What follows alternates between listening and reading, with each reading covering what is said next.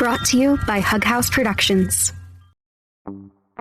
On March 27th, 2024, Elon Musk was deposed in a libel lawsuit filed by Ben Brody, a 22-year-old Jewish political science major at the University of California.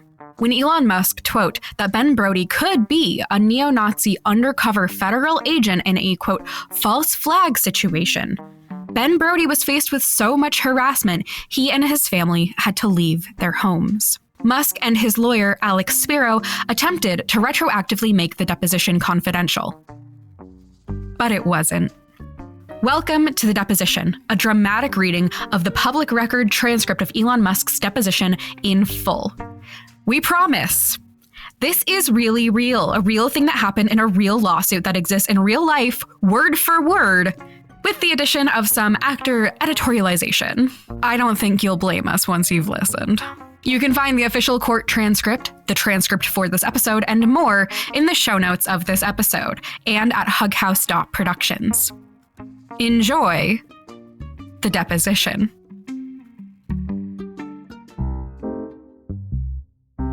The Deposition is made by Hug House Productions, and if you like The Deposition, I know you're going to like the rest of our shit.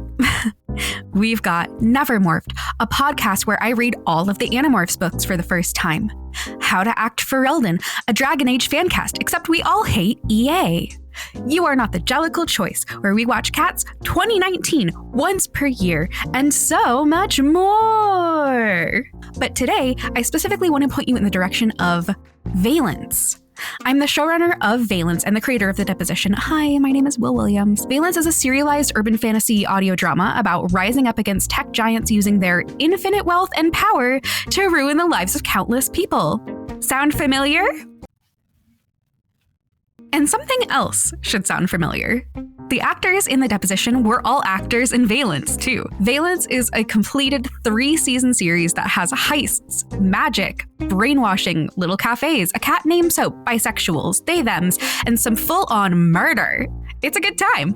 Please listen to it. I'm so proud of it. Please. We would really love if you stick it out to the second season. We love our first season, but the second is where we really got our footing in terms of sound.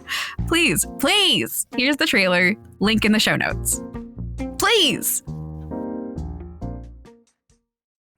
Liam, don't embarrass yourself. As if you could do anything useful. You're going to fail. Give up before you're found. Don't even bother trying. You know you aren't competent. Not in the way, Liam.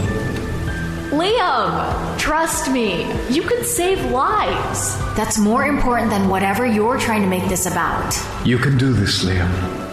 You're in the right place. We can do this. We can do this.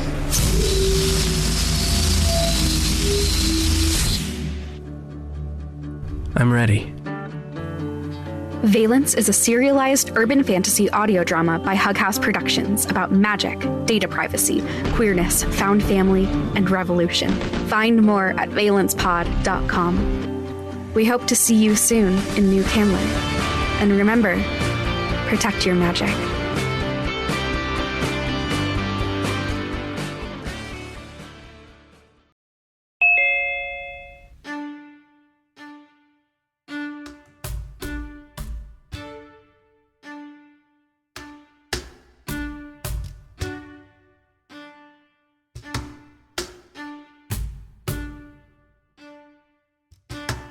We are on the record.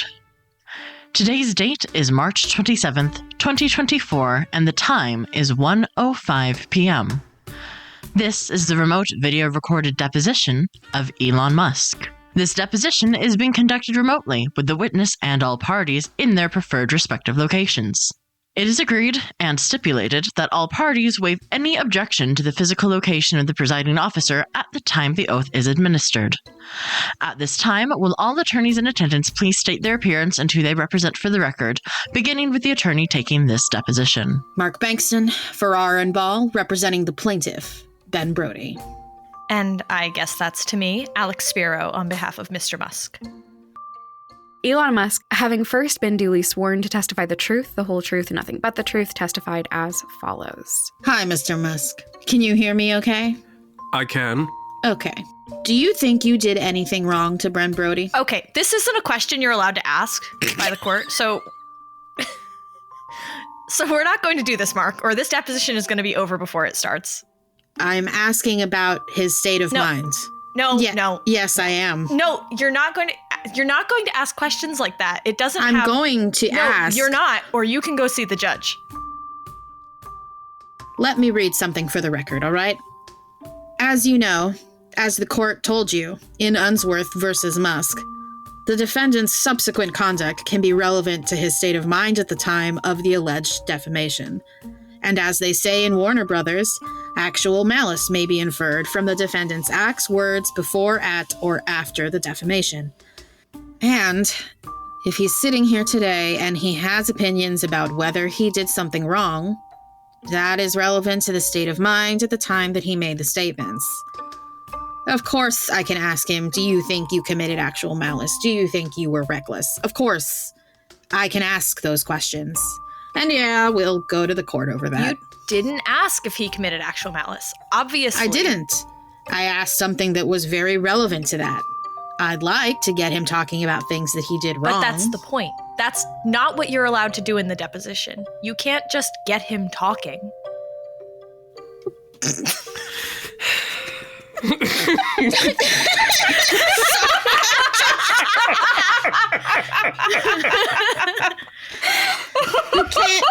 You can't just get someone talking in a deposition, y'all. No. You can't just do that. That's not what a deposition is for, guys. Oh my god. Okay. Amazing. I disagree. You just showed your cards that this case is DOA, and you can't just get him talking as you just put it. So you've got 4 bullets. Yes, I can. 1, Alex. 2, 3, and 4. Alex. You've got 1, 2, Alex. 3, and 4. All right. Hold on a second. So if you want to ask him those bullets, you can go through those bullets and ask him. One at a time, please. Yeah. Let's go ahead and take a breath, Alex. First of all, I know you're not a Texas attorney. I know you don't know Rule 199.5, right? I know you're not even pro-hack in this case. This isn't productive. You want to go ask another question? Go ask another question. You're lecturing. Are you instructing him not to answer? You can try to ask the question again, and I'll listen to it again. Are you going to instruct him not to answer? I don't know. I'll hear the question and tell you. Okay. Mr. Musk, do you think you did anything wrong to Ben Brody? Did anything wrong to Ben Brody? Okay, you can ask that question. I don't know Ben Brody. You're aware Ben Brody is somebody who sued you, right? I think you're the one suing. Actually, Mr. Musk, I'm an attorney. Did you know that? I'm an attorney representing Mr. Brody. Yes, but many times I've found that the actual plaintiff is the attorney. Okay. But that's just an assumption you're making, right? Like you don't know anything about Ben Brody. I don't. Okay. You understand Ben Brody has filed a lawsuit against you. In my opinion, you're the one filing the lawsuit. Okay.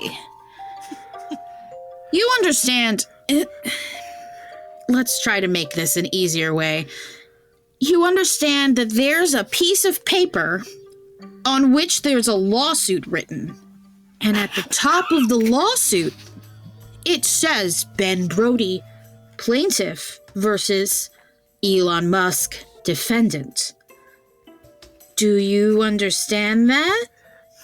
I understand that, but I view many cases, and probably this one too, that the real plaintiff is the lawyer seeking money, like you. Okay. I'd like to know, though, are you aware that there's a piece of paper that has a lawsuit on it that says Ben Brody versus Elon Musk? That's actually what I'm wanting to know. Yes. Okay. Technically. Jesus Christ. Hello, Mr. Thompson.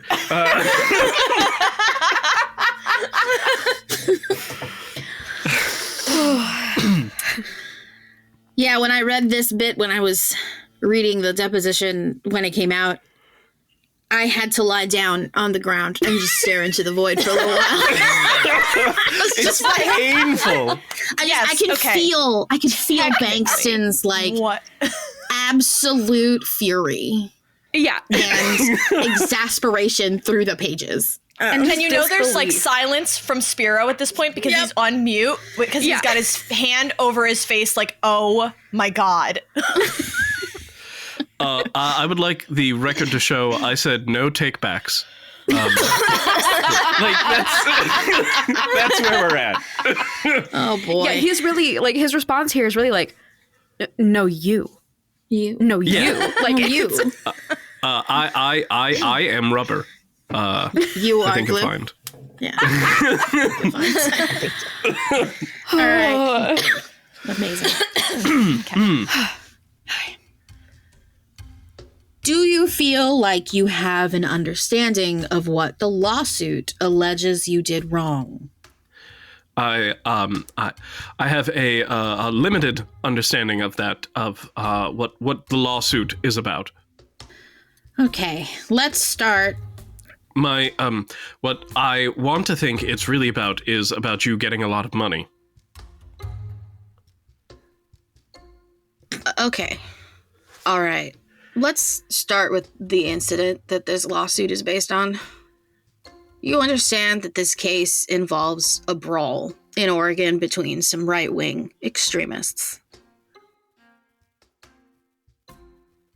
I don't know much about. You're referring to a handful of posts on the X platform? No. Actually, Mr. Musk, I'm referring to the fact that on June 24th, 2023, as described in Plaintiff Ben Brody's lawsuit, there was a brawl in Oregon between right-wing extremists. Were you aware that that was the subject matter of the lawsuit? I don't know if that's the subject matter of the lawsuit. I think the subject matter of the lawsuit. And Mr. Spiro, again, your objections to questions in an oral deposition under Rule 195 are limited to objection leading, an objection form, or objection non-responsive. Those objections are waived if not stated as phrased. All other objections need not be made or recorded during the oral deposition to be raised to the court. You must not give any suggestive or argumentative or any explanations during the deposition. Well, then don't say things that are misleading, and I won't. No, that's not. That's why you should object to the form of the question. No, it's not. That's misleading. Mr. Spiro, Mr. Spiro. Listen, if you want to go back and forth with me and waste your time, you can. Go on to your next question. Oh, we're going to get more time if you keep doing this. No, you're not. Go to the judge. You're violating Rule 199. You're not even pro-hack admitted. Okay. You're just giving speeches that nobody's listening to but you. You're just doing them for yourself. Oh, they're for the record, Mr. Spiro. They're for the court to listen to. Okay, so And I would appreciate it. I'm going to give you an instruction. I would appreciate it if you would abide by Rule 199.5 of the Texas Rules. I heard you the first 3 times. Mr. Spiro, please do not interrupt me. I heard you the first 3 times. Mr. Spiro, please do not interrupt me. I am asking you on the record to obey Rule 199.5. If you continue to violate Rule 199.5, I will move for sanctions against you.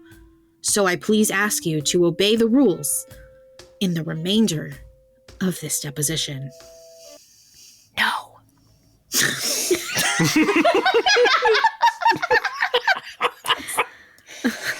That's not in the record. It's not in the record. Off the record, no. Yeah. Oh, boy.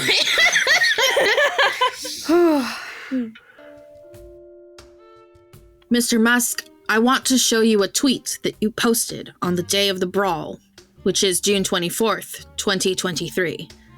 Can we bring up tab A? We're going to mark this as Exhibit 1. Mr. Musk, this is a meme that you shared about PSYOPs, correct? Yes, it's a joke. A PSYOP is a psychological operation, right? It's, yes, I believe that is what it refers to, yes. Okay. And this meme jokes that there are almost daily PSYOPs. I'm going to interrupt again, and I don't really care that rule you keep reading because it has nothing to do with... I know you don't. Good. The court. To the judge? How is this relevant to the court order? Because I'm getting This isn't a regular deposition. Mr. Spiro. Now I'm talking, so don't interrupt me. This is a deposition governed by a limited court order. Correct. Because he gave you a limited court order on this case, so I have every right to ask and to stop. I'm not going to just let you do 2 hours about Mr. Musk's upbringing. How is this tweet that is nothing... This is not a tweet in this case. How is this relevant under the court's order? This is very much... Mr. Spiro, I don't know if you were listening to me. This is what he posted on the day of the brawl. And this case is about whether this brawl was being accused to be a PSYOP. This is absolutely relevant to his state of mind on when he calls this brawl a PSYOP. Mr. Spiro, I really have to ask you to please get yourself up to speed on the facts of this case. I'm definitely going to ask him. Again, this isn't a real... You keep lecturing me, like, to get up to speed on the facts of this case. This isn't, like, a real case. This is just... What even is this man? Your Honor, my client is rich. Yeah. Your Honor, my client is Elon fucking Musk. So... This isn't like a real case. This is just some stupid... Mr. Spiro. Yeah, so... Lawyers do not... It is not in accordance with the lawyer's creed to just start making random statements about the alleged frivolity of a case to another lawyer in a deposition. You know that's not proper. You know that. Do you give these lectures at all of your depositions? I do, and you can watch them. In any event, this is not a tweet that's alleged. If you're alleging that this tweet is directly relating to the brawl, ask... That's what I'm asking him, Mr. Spiro. Oh, okay. Is there some code in Texas that you don't yell and raise your voice in depositions? Why are you yelling? Calm yourself. Yeah, why are you yelling? Calm yourself. Calm yourself. I'm very, very disturbed by what you're doing. You're yelling at everyone. I'm very disturbed that you're instructing the witness. I mean, show some decorum. I'm not instructing the witness. I'm not instructing the question. Ask your question. Okay. Now that I've got you up to speed, I can ask my question? Yeah, I asked you for the relevance of how this relates to the court order. You gave me an answer. I'm not preventing him from answering, so ask your question. All right. Let's keep moving. Mr. Musk, this meme. The question that I had was this meme jokes that there are almost daily PSYOPs, correct? This is a joke about PSYOPs. Okay. But PSYOPs for you are not always a laughing matter, right? I mean, I don't think there are actually daily PSYOPs. This is... No, I get that. I understand. a tinfoil hat, you know. Right. I get this is a joke. I understand that. It's a joke, obviously. What I'm asking, though... If somebody puts... may I finish? Sure. Do you feel you need to yell again? I might. Sorry! Oh, okay. Let me try that one more time. Oh. Do you feel you need to yell again? I might. Yeah. I've rarely met a lawyer with less decorum than you, if you could be called a lawyer. So, this is a joke, obviously. Right. This is just a kitten with a tinfoil hat. Uh-huh. And, in fact, it is making fun of the fact that there are... people claim psyops when often there is not a psyop. Okay. But what I want to ask you about is for you, this is a joke, but there are other times in which, for you, psyops are not a joke. I think the vast majority of time people think there's a psyop, there is not a psyop. Okay. That's okay. Let's talk about that tinfoil hat for a second. I want to try to get to the symbolism of that, all right? And tell me if I'm summarizing this joke correctly. That the idea of something being a psyop might sound a little crazy, but sometimes you see evidence or facts that make you think there is a psyop. And wow, that makes you want to put on a tinfoil hat like the conspiracy people do. That's kind of the joke there. Am I interpreting that correctly? No. Okay. So let me pull it back a little bit. Would you agree with me that the idea that any given event is a psyop is something that is improbable but not impossible? Yes. Okay. Do you remember just a couple of weeks before this meme when the Allen, Texas neo-Nazi shooting happened about you using the term psyop for that event? I think this is outside the court order, so I'm not going to allow you to answer this question. You can keep going.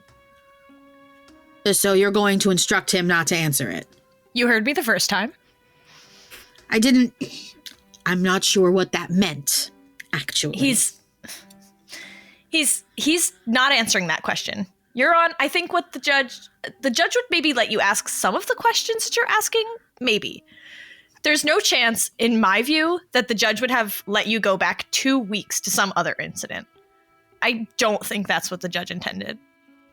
Mr. Spiro, I just need your instruction. I don't need your comments. Yeah, I gave my instruction, and then you started talking, so I'm responding. Okay. All I said is... And I'll make whatever record I want to make, okay?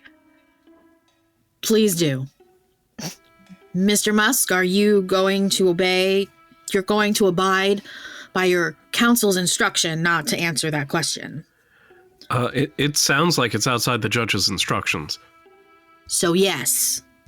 Yes. Okay. A false flag. That's a type of psyop. I'm no expert on psyops, but yes, that would be a type of psyop, I believe. Okay. Now, a false flag, for people who may not understand that term, that's a form of deception, right? Yes. In other words, a false flag requires dishonesty. You're falsely portraying something. I believe it's in the name. If it's not a true flag, it would be a false flag. Correct. Okay, thank you, Mr. Musk. Let's talk a little bit about your tweets about the brawl. So, okay, as far as what your understanding of this suit is, do you understand that this lawsuit takes issue with a tweet that you posted on June 27th? I don't quote exactly, but that sounds correct. Can I ask you, have you read the lawsuit? I've read a summary of the lawsuit. A summary of the lawsuit? Yes. Okay. Oh, all right. Let's see what we can do here. You do understand that on the previous 2 dates, June 25th and June 26th, you interacted with 2 tweets about one of the unmasked brawlers in that brawl. That is what I have read in the lawsuit. Yeah. Okay, we're going to talk about those tweets, but first, I want to verify. You were ordered to answer some discovery, and it appears from your answers that before your tweet on June 27th, you did not do any searches on Twitter or any web searches like on a search engine for information about the identity of this unmasked brawler. Is that correct? That's correct. Okay. Would it be fair for me to say that other than the tweets you interacted with, you did not secure other information about this unmasked brawler? I don't recall securing other information. In other words, you didn't get any information by text or email or any other sort of communication with anybody else about the brawler? I don't recall. Not that I recall. No. Did you ask anyone to go get you any information on this unmasked brawler? No. Okay, so it'd be fair to say that the information that you acquired about the brawler was from the tweets you interacted with. Correct. Okay, I want to talk about those tweets right now. So, we're going to pull up tab B and we'll mark this as Exhibit 2. All right, Mr. Musk, on your screen, are you able to read that or do I need to zoom in a little bit? It's small, but I'm able to read it. Okay, so you'll see, I'm going to kind of go through it and we'll go through it tweet by tweet so that we can read it together. You'll see the first is a post from a suspended account, so we can't see it, right? Correct. And then the second is your tweet, and you asked who were the unmasked individuals, right? Yes. And then an account called Accept Doge tells you, and I think there's a typo, but it's here's one of them. Yes. Does that look right to you? Yes. Okay, and then there's a tweet from a Dr. Frenzor, and it says, OMFG, they are so busted. A member of Patriot Front is actually a political science student at a liberal school on a career path towards the feds. Do you see that? Yes. Okay. And then you'll see that there are 2 images from the brawl in Portland that day, along with 2 screenshots from Ben Brody's social media information. Do you see their pictures of Ben Brody and the information about him? You need to zoom in, I think. AJ, can you zoom in on the part there with the Ben Brody pictures? Yeah, I see it. Okay, so you now see that we have pictures from the brawl as well as pictures showing and describing Ben Brody, correct? Yes. Okay, and then scroll down. Your response to that, we have, it just says, very odd, correct? Yes. Okay, this was the first time you became aware of this allegation about Ben Brody. I think so. Okay. On the quote tweet of Dr. Frenzor, can you scroll up just a little bit? Okay. On this quote tweet, do you see how it says, we can see that it's part of a thread because it says replying to Dr. Frenzor. Do you see what that is? Yes. Okay, and then do you see below the text it says show more, right? Yes. Do you know if you clicked on the Dr. Frenzor tweet and read any of the other tweets in that thread? I don't recall doing so. And do you know if you clicked on Dr. Frenzor's profile to bring up their timeline and bio? Not that I recall. Okay. And if you didn't do that, there was no way for you to assess this person's credibility, right? I wasn't trying to assess their credibility. I'm not asking if you were trying to. I actually don't think you were at all. But I'm asking you, the only method that you had in front of you right here to assess credibility to learn anything about this person was to click on their profile, right? There was no information about them in this tweet. I don't think clicking on someone's profile is an effective way of assessing their credibility. Well, couldn't you click on their profile and take a quick look at their timeline and see if the things that they have been saying were things that might give red flags about reliability? Isn't that something you could do? Possibly, and that's sort of not a very reliable way. Sure, but I'm asking if that is something you could do. If, for instance, let's say you clicked on Dr. Frenzor's account and you saw that they were tweeting a bunch of really wacky, obviously false things, that might give someone pause about whether this person was reliable, correct? Yeah, you'd say that perhaps that would affect things. Do you know? It is possible for people who are... nobody's right all the time. Nobody's wrong all the time. Sure. So it's possible for some people to, like once in a while, a conspiracy theorist is going to be right. Yeah, someone's who really, really unreliable most of the time could be right some of the time, right? Yes, and people who are and people who are reliable could be wrong some of the time. And so, in other words, somebody who's unreliable, if you did some homework and checking, you might actually discover, hey, this unreliable person is correct, right? Objection to form. I think everyone is wrong to some degree, and everyone is right, usually right, to some degree. Do you know... Mark, you've got to let him answer the questions. You're cutting him off at the end of every answer. Mr. Musk, do you have anything else you want to add? I was saying that even if somebody is wrong most of the time, they will still be right some of the time. And if somebody is right most of the time, they will be wrong some of the time. Agreed. Do you know if you saw any other tweets from Dr. Frenzor that day or in the few days before that? I don't know Dr. Frenzor or that account. I'm saying, so you don't know if you saw tweets from them or not, either that day or in the days prior? I don't think I did. Okay. I mean, I'm asking you, do you know? Did you go and check? Do you know? Or is that still an open question? I don't recall looking at Dr. Frenzor's account. There is a possibility you have seen tweets from Dr. Frenzor before. It's possible, yeah.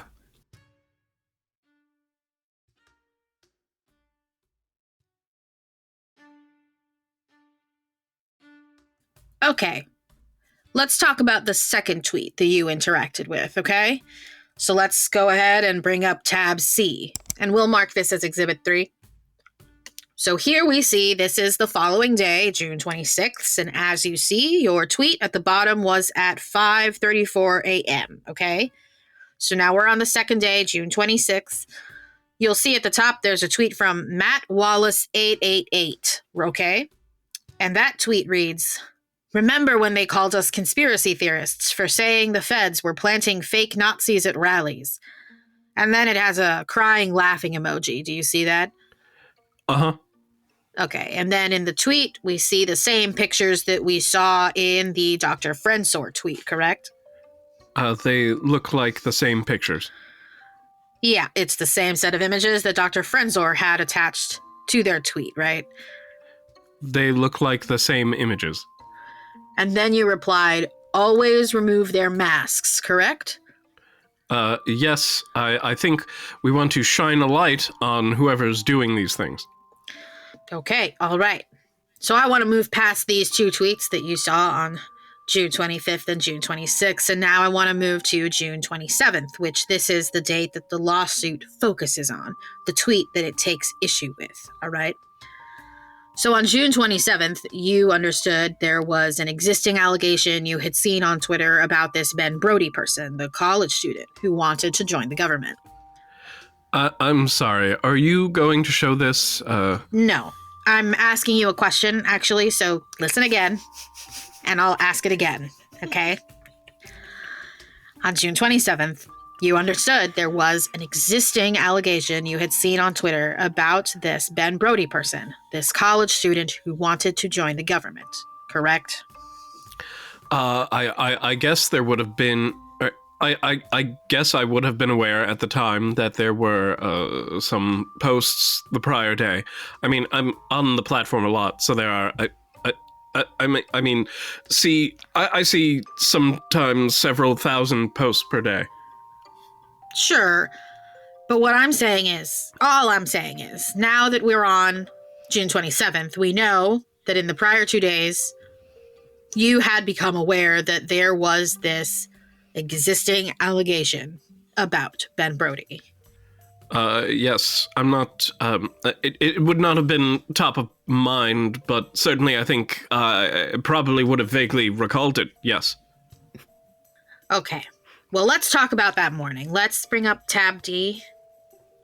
All right, this is going to be Exhibit 4. This is the exchange that the lawsuit takes issue with, okay? Uh-huh. And we see here at the top is Zero Hedge. Do you see that? Yes. Okay, you know Zero Hedge is a blog with anonymous contributors, right? Yes. Okay. At this time, were you aware of Zero Hedge before you responded to this tweet? I've seen posts from Zero Hedge before. Okay. Do you feel like they're a media organization that you're familiar with, or is this something you just every now and then see tweets from? And could you describe for me your level of familiarity with them? I see a lot of their posts. I don't know the people behind it. Okay, got you. Now, in this tweet, Zero Hedge says, Patriot Front white supremacists unmasked as suspected Fed. Do you see that? Yes. Okay, now based on what you'd seen at this time, you did not contend that this unmasked person was a federal law enforcement member, but instead was that it was a college student. Is that right? My post simply says, looks like one is a college student who wants to join the government, and another is maybe an Antifa member, but it's a probable false flag situation. I also put at community notes, which is the fact-checking system on the X Twitter platform. So the reason I put at community notes there is so that community notes can assess the accuracy of the statement.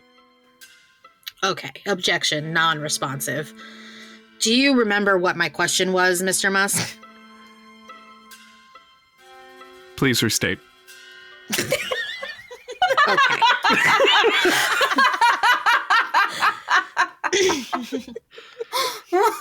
Extremely good.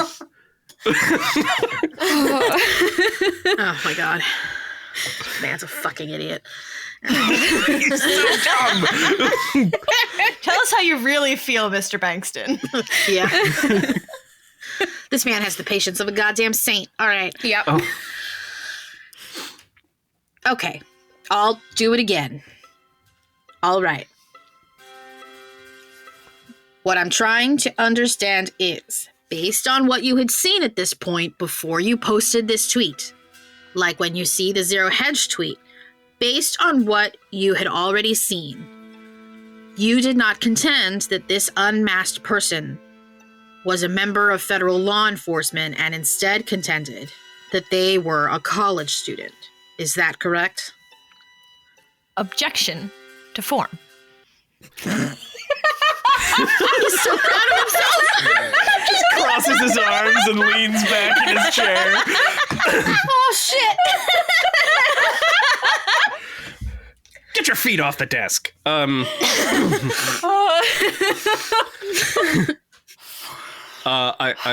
mean, I think my post speaks for itself. No. Actually, that's That's kind of why I have to ask you, is because I really would like an answer. I think my post is being very, very literal. Okay.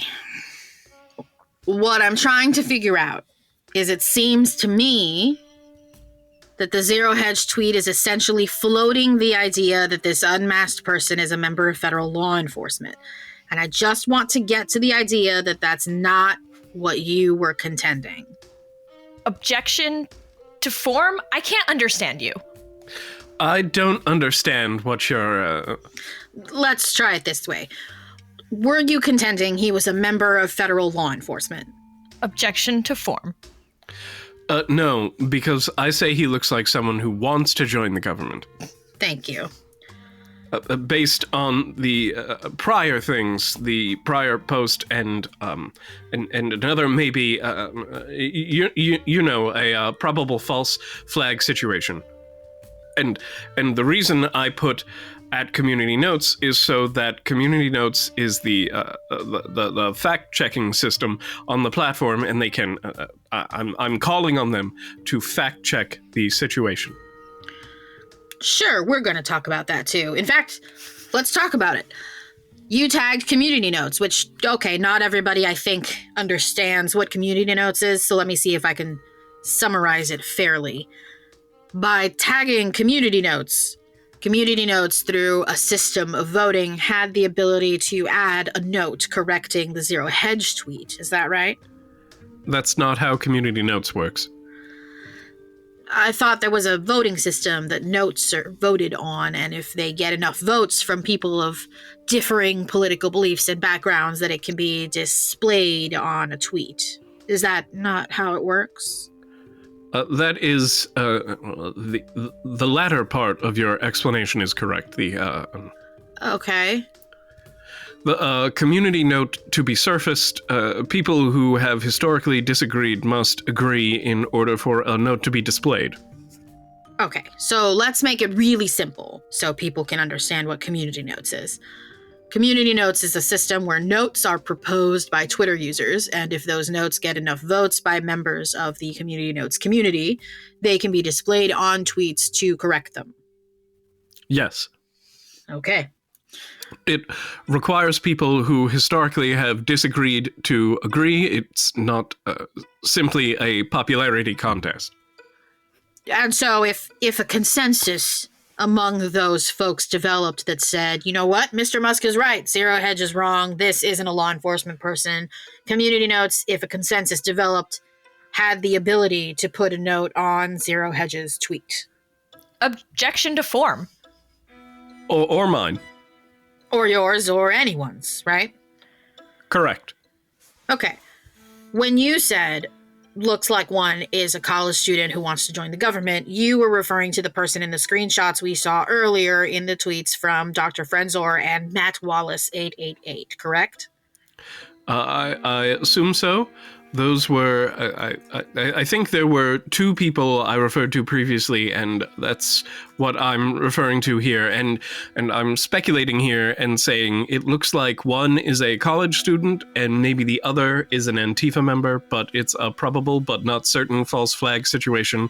And I'm requesting Community Notes to dig into this and assess the veracity of the situation. When you posted your tweet, you weren't certain that this college student was actually one of the brawlers? That's why I'm not certain. That's why I say it looks like it, like instead of it, you know. And in fact, so when you said looks like, your message was not to tell everybody, hey, I'm sure he's one of the brawlers, but just that you had seen information suggesting that he was one of the brawlers. Is that fair? Yeah, it looks like means that he may be a college student. And that would be, excuse me, keep going. That's just a literal sort of statement of my impression, which is right. That it looks like just, you know, if I said something looks like a donut, and it doesn't mean it is a donut, it could be a bagel.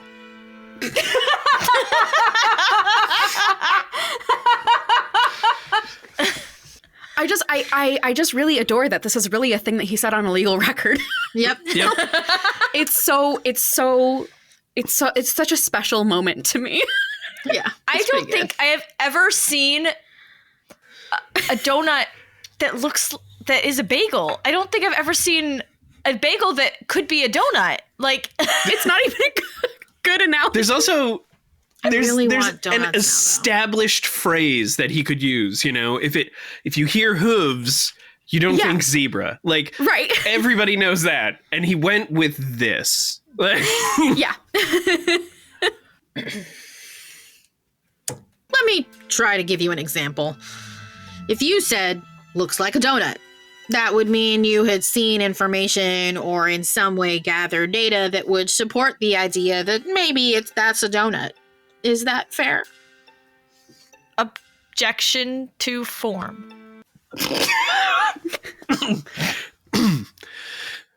I think this is a very simple post, and just if you said that person looks like my brother, that doesn't mean they are your brother. Right.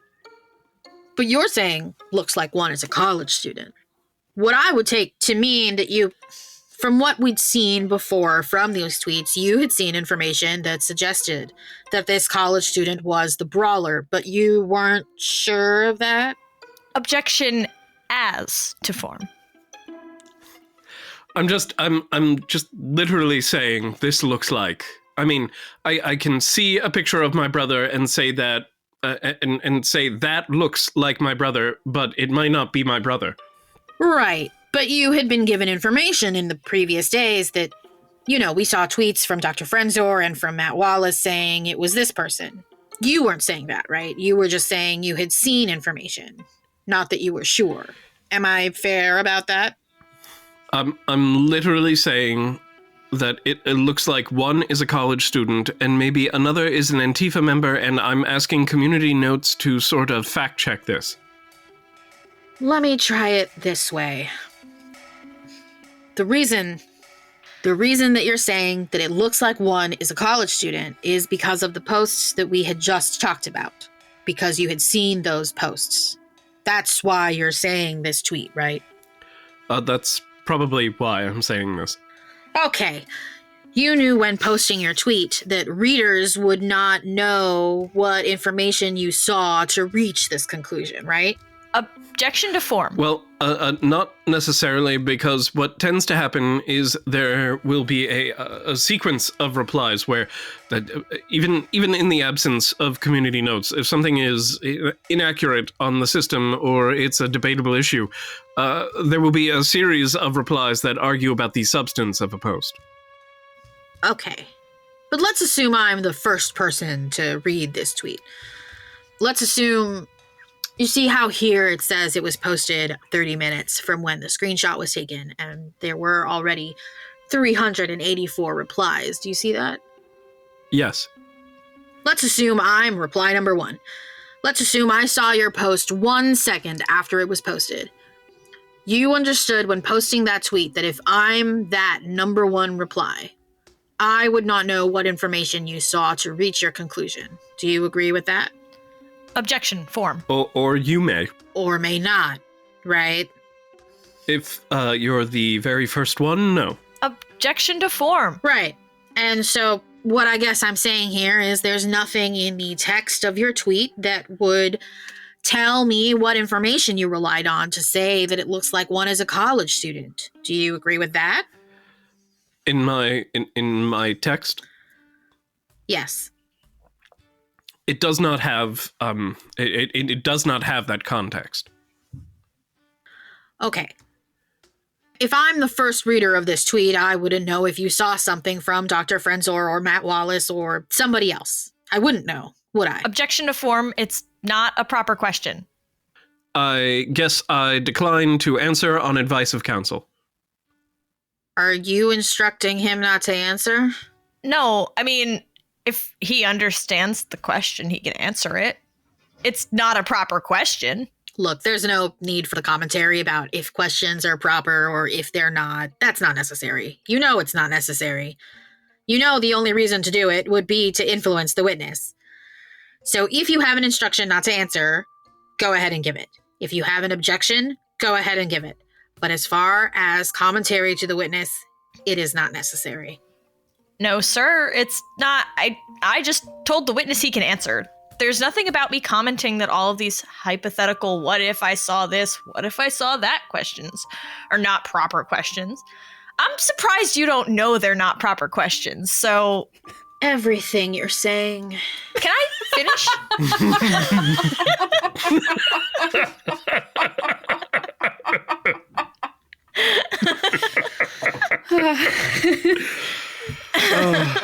The saddest man. Can I finish? I'm making my record, so the reason I'm making that comment is to sort of try to signal to you that if you ask 9 out of 10 improper questions, eventually you're going to get an objection from me, and maybe just ask proper questions. There's nothing about me saying that changes what he's going to answer. That's not how witness coaching works, and I'm surprised you don't know that. So in any event, all I said was that's not a proper question. It's not a proper question. Any judge reviewing this will tell you it's not a proper question. And if he can answer, he can answer. All right. Again, I'm going to ask you again to obey Rule 199.5 because nothing about what you're doing is proper, and you know that. So I'm going to ask him the question. So I'm going to ask him the question again. We disagree. And if he can understand it, then he'll answer it. Okay? You knew that a reader of your tweet, when posting your tweet, your state of mind when posting this tweet, you knew that a reader of this tweet would not know from your tweet whether you saw information from Dr. Frenzor or Matt Wallace or anybody else. They wouldn't know, right? They may not know immediately, but they would know it soon after, and they would also know that there would be many future comments, and there would probably be a community note to figure out the veracity of what I'm saying or the probable accuracy of what I'm saying. Anyone who uses the system would know that there's going to be a vigorous debate about something like this, and they would know that they could look at a community note in the future to understand the whether this is accurate or not accurate. And I think I really did this in good faith, because I would not ask for a fact check, which is what I do by adding community notes. That's asking for a fact check on my own on my own post. Well, you're asking for it on Zero Hedge's post, aren't you? No, I'm asking for it on my post and his post. Okay.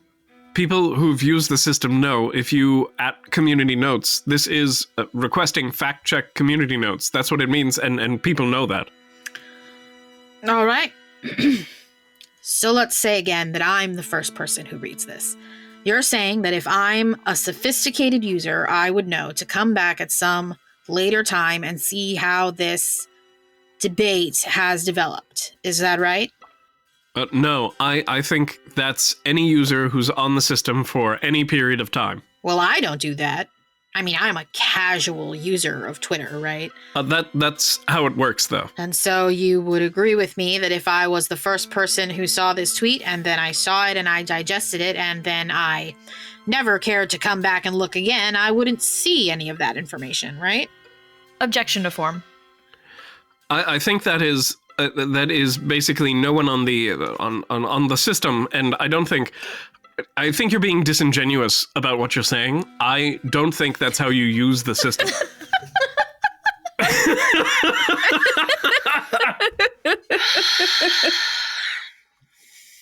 Okay. You understand that Ben wanted... I'm very clear here, and people understand that when you add community notes, you're literally asking for, please check the accuracy of this statement, and would include the post that I'm replying to. Did they? I don't know.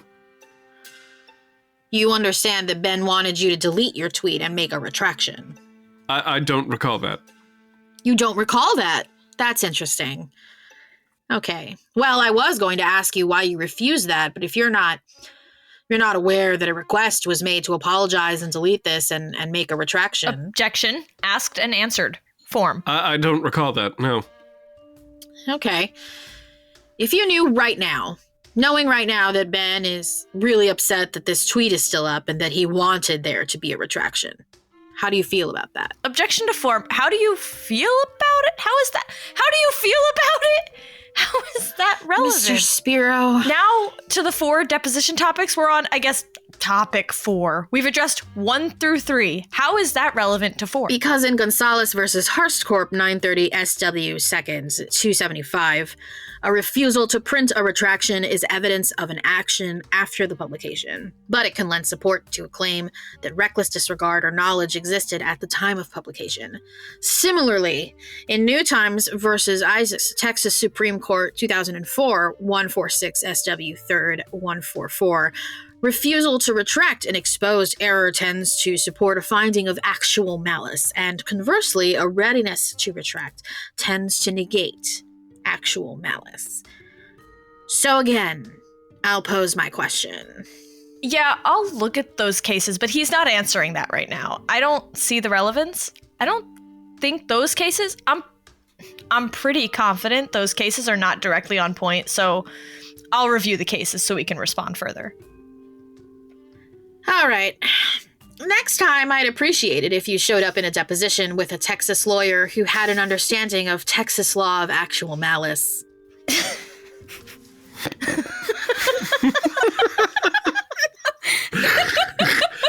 Well, I'd appreciate it if you weren't a bitch.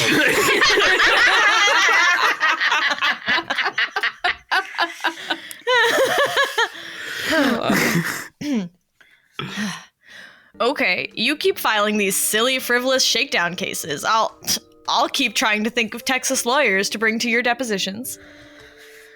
Mr. Musk, I will tell you I'm trying to be as civil as I can in this deposition with you and your attorney. I'd appreciate it. These random, insulting, professionally demeaning really have no place here. You just did the same thing and I responded in kind, so keep moving with the deposition. You're running out of time. You think that's what happened here? I know this is... God. Yep. I know this is your big day in the sun. You're running out of time. Talk about big days in the sun, Mr. Musk. I want to talk about how you browse and see information on Twitter. You have an account called @ElonMusk where you browse and interact on Twitter, correct? Yes. Can we bring up tab E? All right. Is this another account that you use to see tweets on Twitter? I don't use that account. I think I briefly had it as a test account. Well, that's what I'm asking. In the summer of 2023, right, which is when I'm seeing this post on here, was this an account that you would use where you would see tweets on Twitter? No, I would not use this account. It was just used for testing. I mean, look, there's a tweet I see. There's more tweets on this account, right? Were you posting and viewing tweets with this account? Objection asked and answered. I don't see the relevance to the 4th question. Move on. I need to know what... He's not answering. He just answered you twice. He's not answering any more questions about this account. Well, I'm going to put it on the record why I'm asking this question in case I need to put it in a motion, which is I need to know all the accounts that you've used to view tweets on Twitter during this time period so I can tell what else you've interacted with on Twitter. Well, he just told you he didn't use this account. He already answered that question. Right. And I was asking a follow-up about that. Because the tweet has posts on it does not mean that you used it to view tweets at this time. Or am I wrong about that? I briefly use this account as a test account. There are only 2 accounts that I use on a regular basis. One is my main account and the other is Baby Smoke 9000. I want a fucking Oscar for this.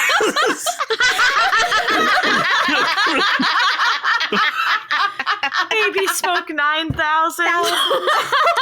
Sweet Jesus. Oh my god.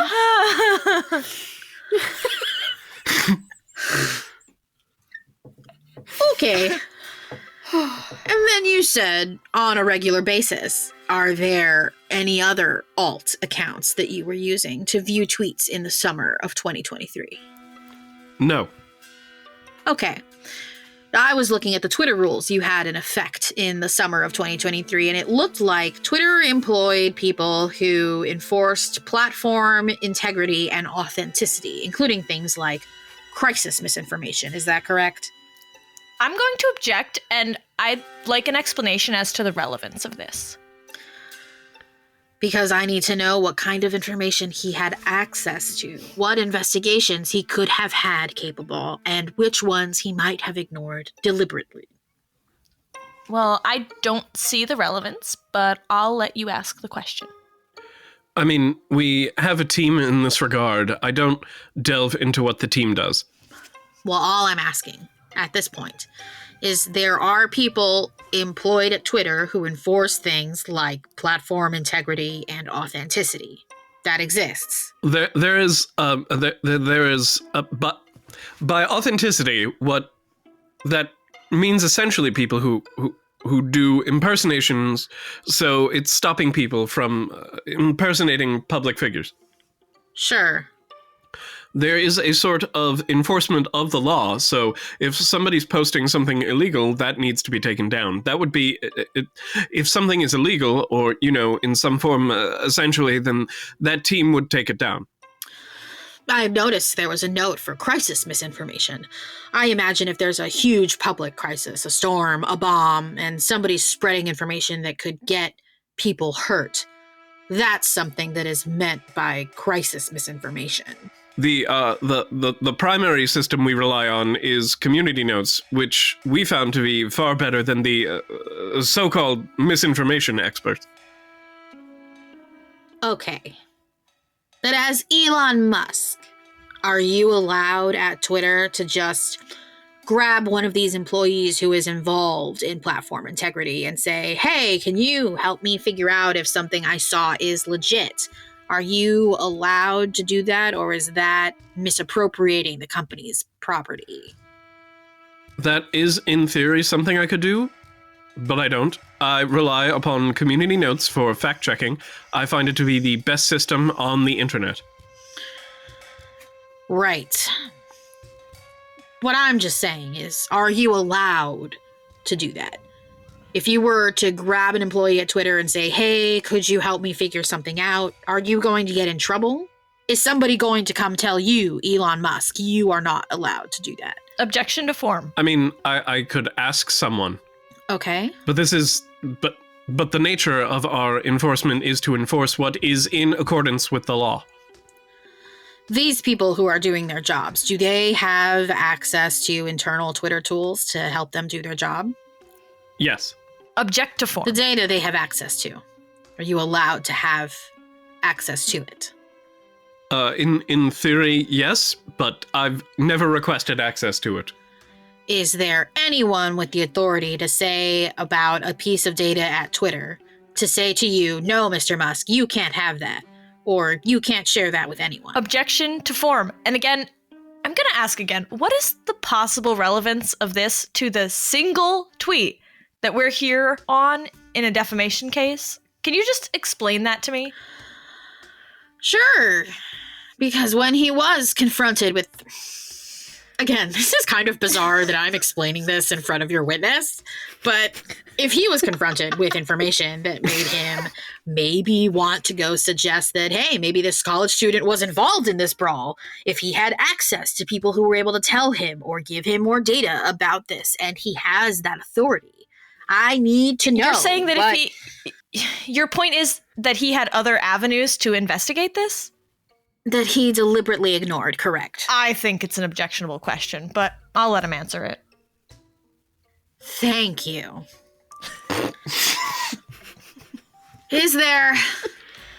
Let me repeat the question for you, just because there was a long objection, so I want to make sure you understand the question. Is there anyone with the authority to say about a piece of data at Twitter, no, Mr. Musk, you cannot see that or you cannot share that with anyone? I mean, I regard privacy as being very important, so I've never asked for the private information of any user. And as you saw in that post, I requested community notes to investigate. Community notes, I find, is far better than the so-called professional misinformation experts, and that has been proven time and again. Well, I'm confused by your answer because I still don't know if there's anyone with the authority at Twitter to tell you about a piece of data at Twitter that you cannot have access to it or you cannot share it. Is there anyone who can do that? Or, like with the Twitter files, you're pretty much allowed to do what you want? I think there would be... Objection to form. It would be illegal for me to access private information of individuals. Okay. Well, I'm not talking necessarily about private information about individuals, but I'm talking about anything that is used by the platform integrity team about data from the platform itself, how they analyze the public data on the platform. Are you allowed to see that? The platform integrity is simply trying to assess if something that is posted is illegal or not.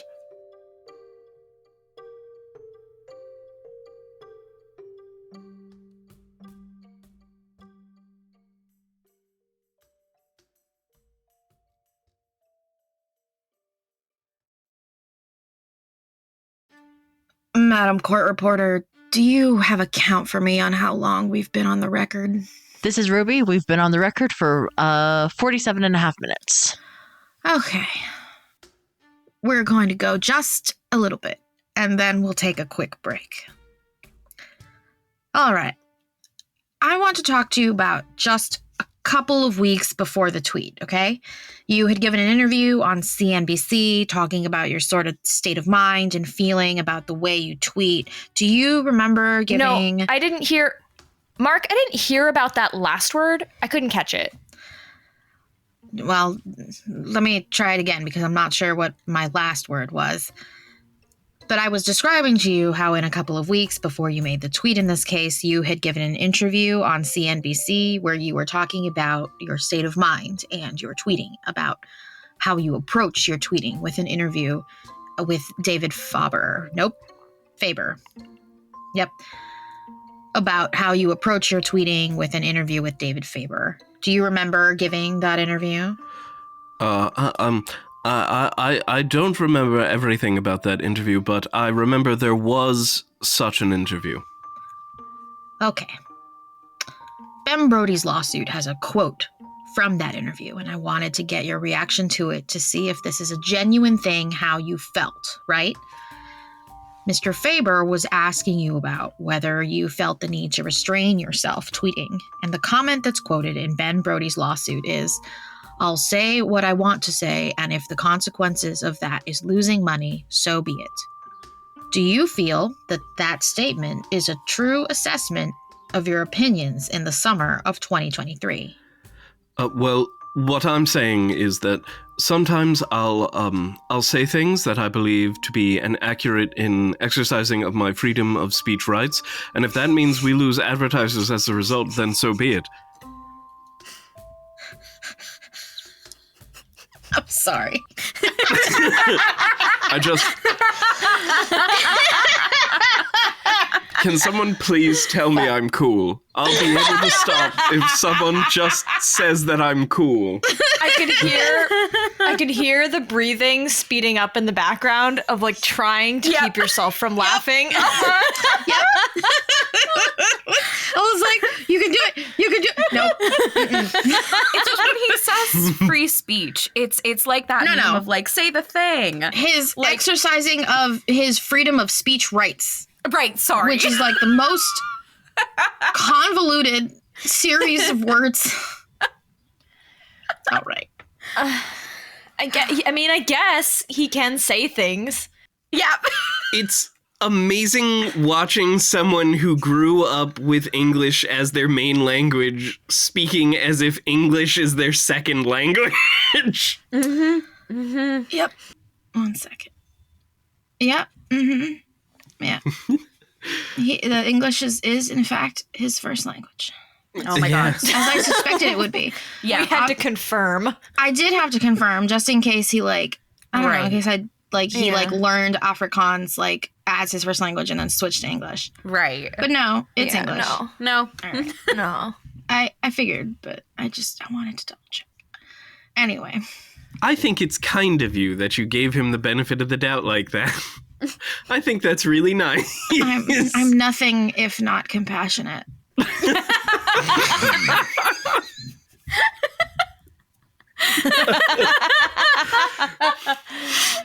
Oh god. All right. Can you lead me in? Okay, sure. Well, what I'm saying is that sometimes I'll say things that I believe to be inaccurate in exercising my freedom of speech rights, and if that means we lose advertisers as a result, then so be it. Okay.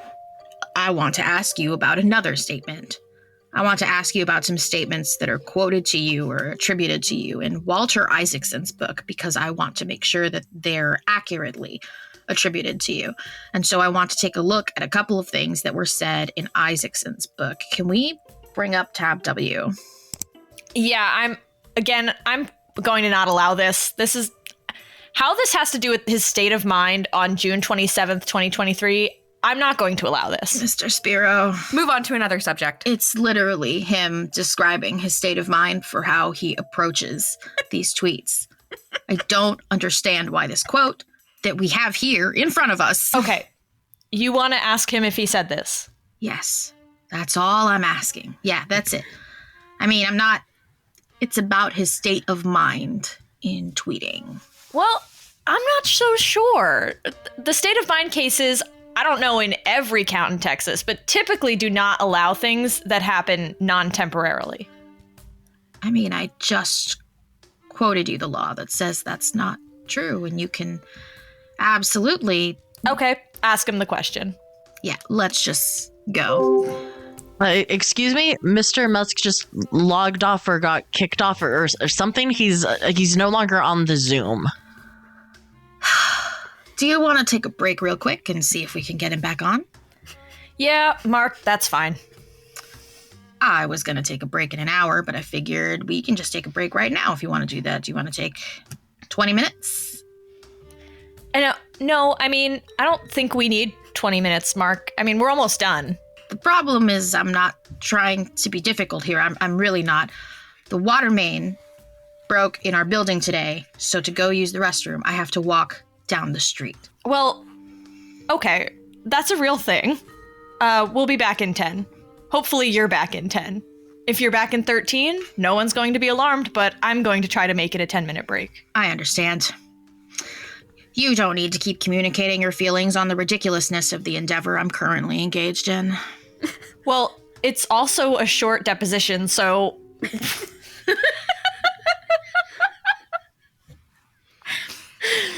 Knowing that we're only halfway through.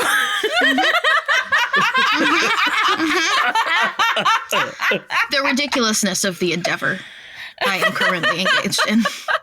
Well, it's also a short deposition, so whether even needing a break is, I don't know if it's necessary, but okay, let's do it. 10 minutes. Okay. Thanks. Going off the record at 1:56 p.m.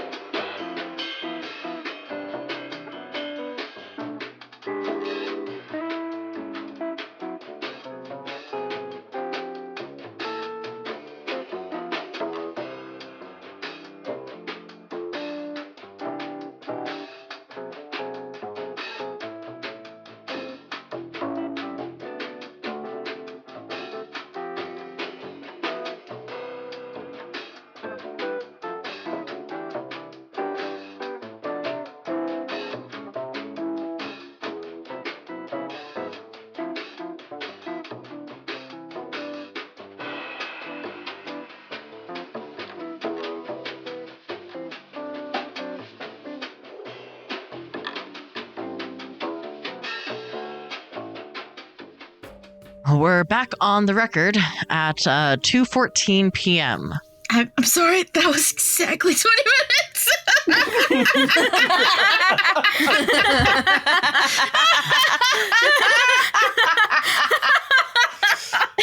Oh my god. Oh shit. Was it 20 or was it 18? It's 18. 18. Okay. It's closer to 20 than it is to 10. Closer to 20 than it is to 10. All right. Anyway. All right. Let's go ahead and put up tab W. What exhibit number are we on? Mark, we're on Exhibit 5, would be our next one. Okay, let's go. We'll go ahead and mark this as 5. All right. What I want to ask you about, Mr. Musk, is some quotes from Mr. Isaacson's book. And what we have here in front of us is, "I've shot myself in the foot so often I ought to buy some Kevlar boots," Musk joked. Perhaps, he ruminated, Twitter should have an impulse delay button. Did Mr. Isaacson, was that an accurate representation he made of an exchange that y'all had? I don't recall that exact exchange. Okay. Do you feel like this statement is a genuine reflection of your feelings back in the summer of 2023 when you were participating with Mr. Isaacson? I certainly, I would say that I'm guilty of many self-inflicted wounds. Okay. Would you say that as of last summer, that you knew that you had some difficulties restraining your impulses on Twitter? No, I wouldn't say that. I'm sorry. I do believe that the bedrock of democracy is freedom of speech, and that people should have, we should have freedom of speech if we are to have a functioning democracy, and that, actions that result, that have a chilling effect on freedom of speech, like this lawsuit, I think, are contrary to the public good.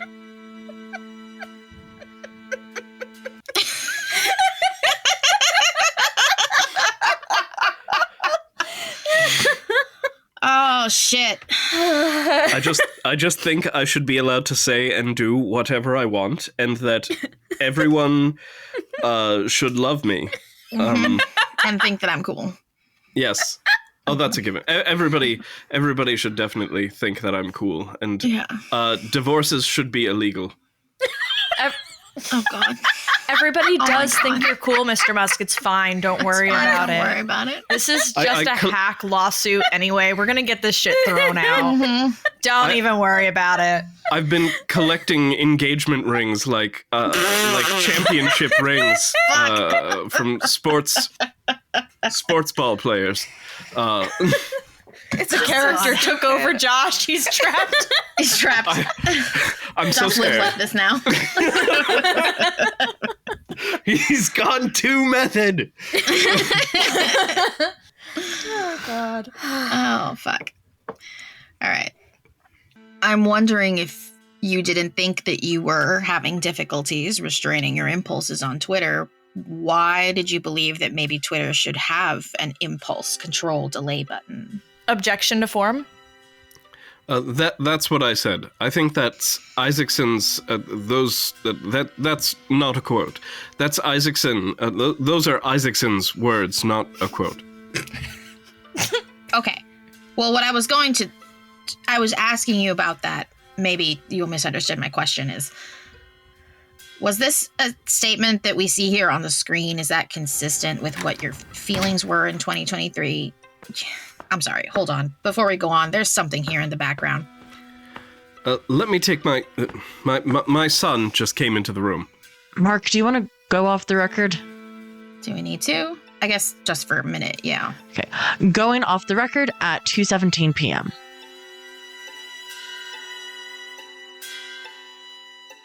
We are back on the record at 2:18 p.m. My question to you, Mr. Musk, was, in this statement that we see on the screen, was whether the entire thing reflected your feelings back in 2023. And from what I think I understand from your answer about the second half being Isaacson, is that the second statement that's not an accurate reflection of your beliefs in 2023. Well, it doesn't make sense because we actually do have the ability to edit tweets and put a time delay on tweets. Okay, so this is something Isaacson may have gotten wrong. That's just Isaacson's impression. I'm simply saying that I am, I've certainly done a lot of things that are self-inflicted wounds. All right, let's go ahead and put up tab X. We'll mark that as Exhibit 6. And I want to ask you about this quote. It says, when asked why he doesn't restrain himself, Musk merrily admits that he too often shoots himself in the foot or digs his own grave. But life needs to be interesting and edgy, he says. And then he quotes his favorite line from the 2000 movie Gladiator. Are you not entertained? Is that not why you are here? Jesus Christ. I can't believe I just had to say that with a straight face. Oh. I don't know how Bankston did it.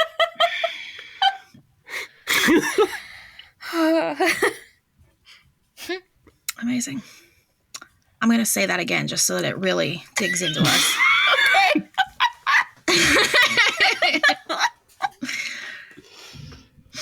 And then he quotes his favorite line from the 2000 movie Gladiator. Are you not entertained? Is that not why you are here? In this quote, did Isaacson accurately relay the things that you were saying? You have to. I've not read the Isaacson book. In fact, I asked Isaacson if I should read it, and he recommended that I not.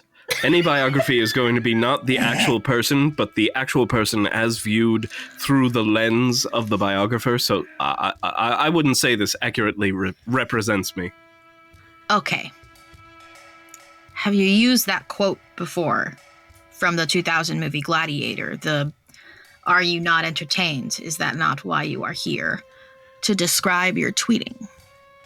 In a joking way, but not in a serious way.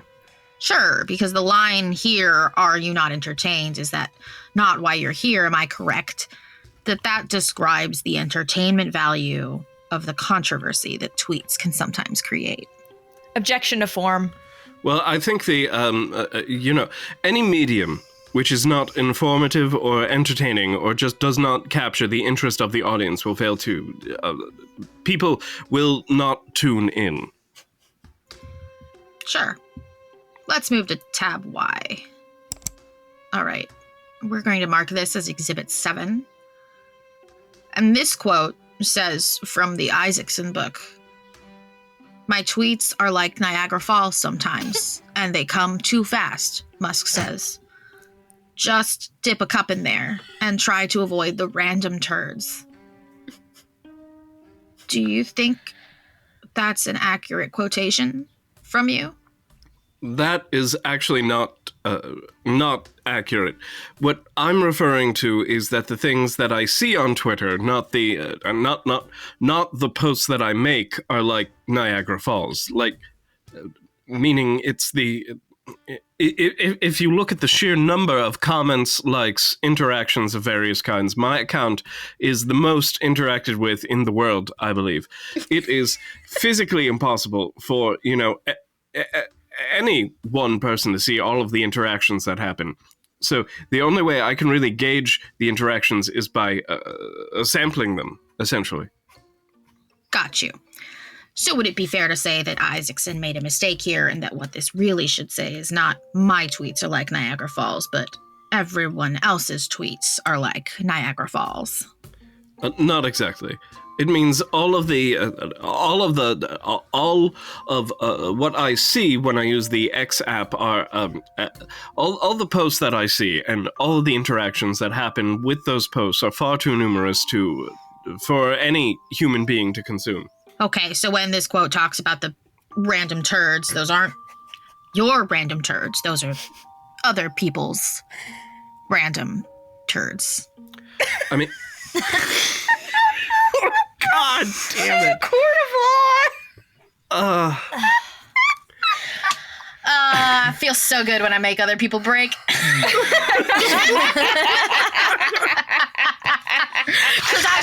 Listen, if you think that I didn't practice this singular conversation before logging on, specifically so that I could say that without breaking down. I'm so proud of you.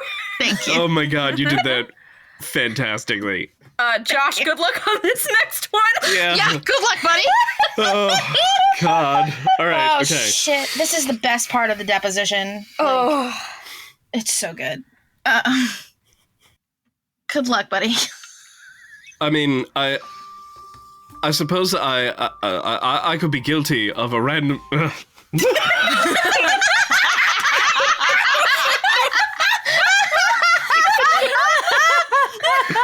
How is he so much richer than I am?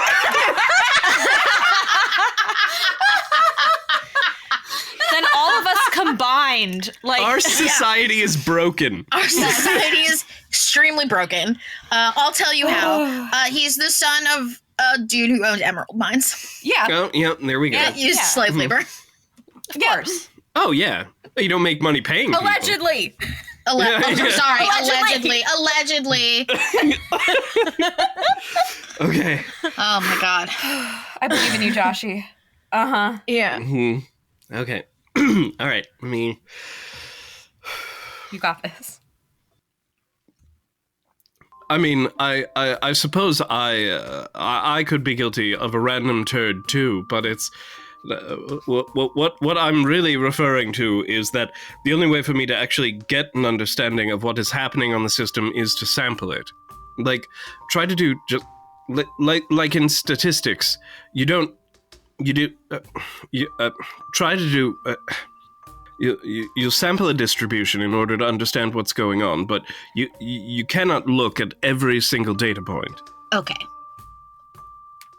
I just want to make sure that you're testifying under oath that this quote was misattributed and that you weren't talking about your own tweets and your own tweets being random turds. Correct. Okay. This is not accurate. Okay, you can take that down. In general, when thinking about... Well, let's start this way. You use your Twitter account to talk about news and current events, right? Yes. And... among other things.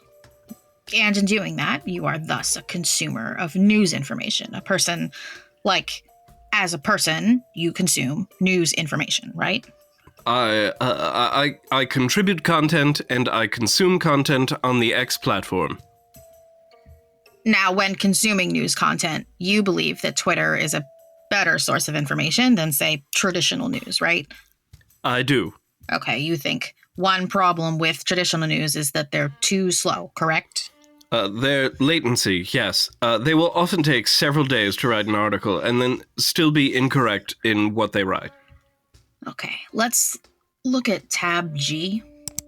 I want to show you this tweet from the day of the brawl, okay? And you will see that there's someone complaining about using Google News and their complaints about it.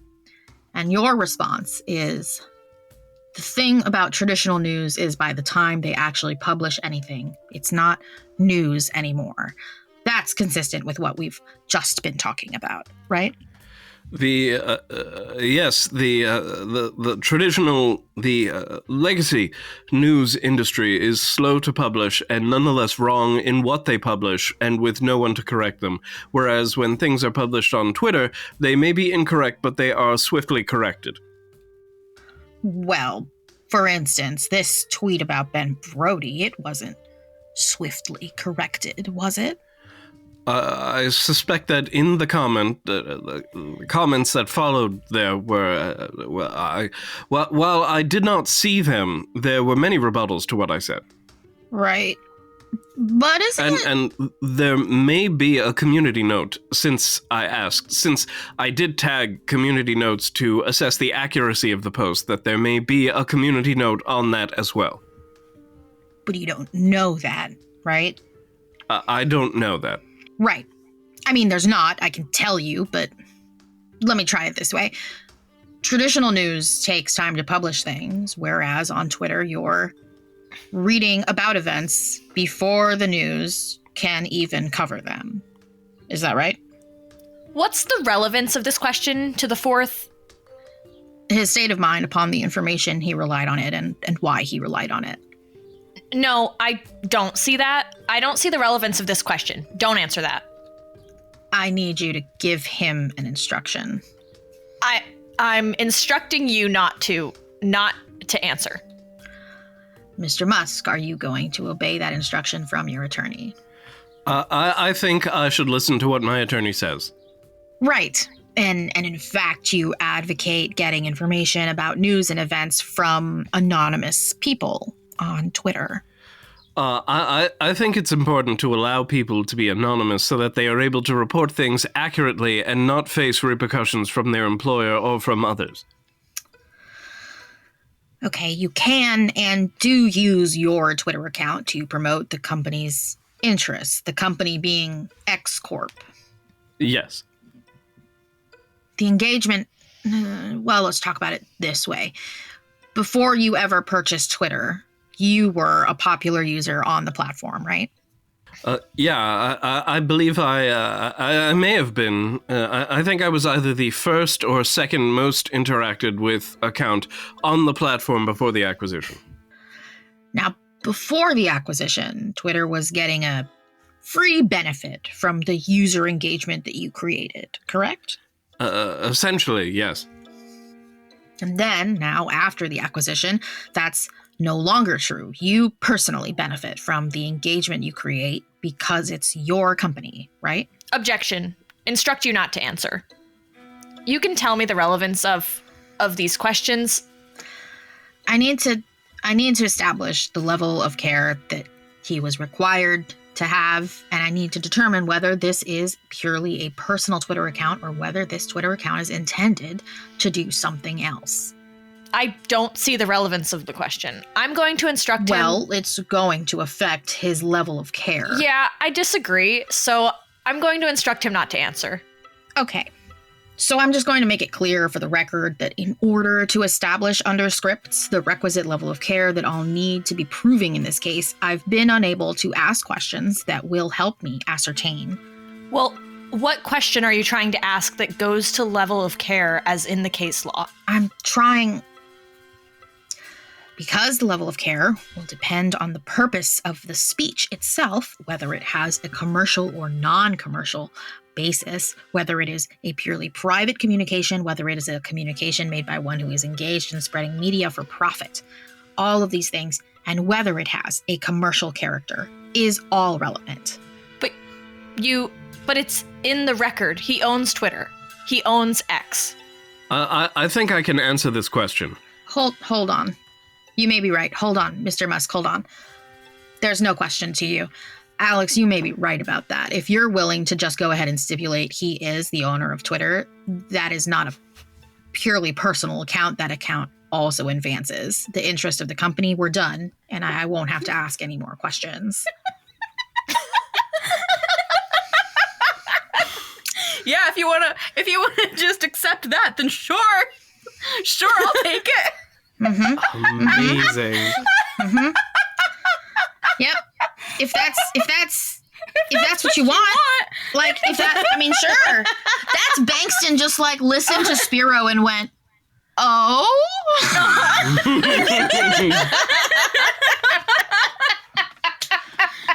Yeah, sure. If you want to give me that one for free, I'll take it. I'll take it, bitch. Nothing else in this whole time has come for free.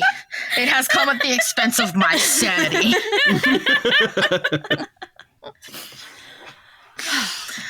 Oh, fuck, that's good. Well, Mr. Musk said he wants to... I'll let him answer the question if you want to rephrase it. That's Spiro listening to Bankston tell back to him what it is that he just did. And like, going, oh shit, oh no. Wait a second. I'm a fucking idiot. Sure. Okay. So let's go back to the question that we had, which was now that you've acquired the company, Twitter is no longer getting a free benefit. I mean, this benefits you as well, your engagement that you create for the company. Is that correct?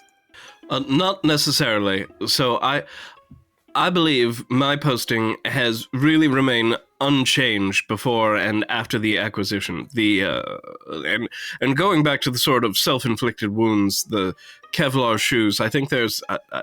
I've probably done... I may have done more to financially impair the company than to help it. God damn it, I got so far! Oh, God. I may have. Maybe. Maybe I didn't. And now it's on the record. To be fair, I really thought white supremacists had more money. Yep. That's fair. That's a valid statement. Okay. Fuck. Not necessarily. So I believe my posting has really remained unchanged before and after the acquisition. And going back to the sort of self-inflicted wounds, the Kevlar shoes. I think there's I've probably done I may have done more to financially impair the company than to help it, but certainly I do not guide my posts by what is financially beneficial, but what I believe is interesting or important to entertaining to the public. So that's, if in this specific case, if I wanted to have it be receive a lot of distribution, I would have made it a primary tweet or a quoted tweet, which I did not. It was simply a reply. The replies get 100 times less attention than a primary tweet. So this was certainly not any attempt to generate advertising revenue. In fact, generally advertisers will not want to advertise with content that is contentious. Good job, Josh. Well, I understand you said this was a reply and that less people saw it, but... By 100, yes. You do understand that the amount of people who saw this, who have viewed this tweet, is equivalent to all 30 Major League Baseball stadiums filled to capacity? You wouldn't dispute that. I mean, we're talking over 1 million people. Objection to form. Yeah, that's actually, that may seem like a large number, but it is not compared to the fact that I believe there are something on the order of 5 to 8 trillion views per year, so 1 million is really... Not a big deal. Hit or miss, yeah. Not a big deal that this went out to that many people. Correct. And more of this is the kind of thing where advertisers, when it's contentious, will not advertise, which means we do not get revenue from it. After you took over the company, have you ever given any instructions or taken any steps to have users see your tweets in particular more often? No. There was an error at one point that caused for one day people to see my posts, but the rules apply to me otherwise as they do to everyone else. There are no special rules for me. Okay. I want to talk about... I should mention that our algorithm is open source, as is the meaning. Anyone can see the code for the recommendation algorithm. They can see that there's nothing special for me, and the community notes, which is, I think, the best fact-checking system on the internet, also is open source, as is all the data. Okay.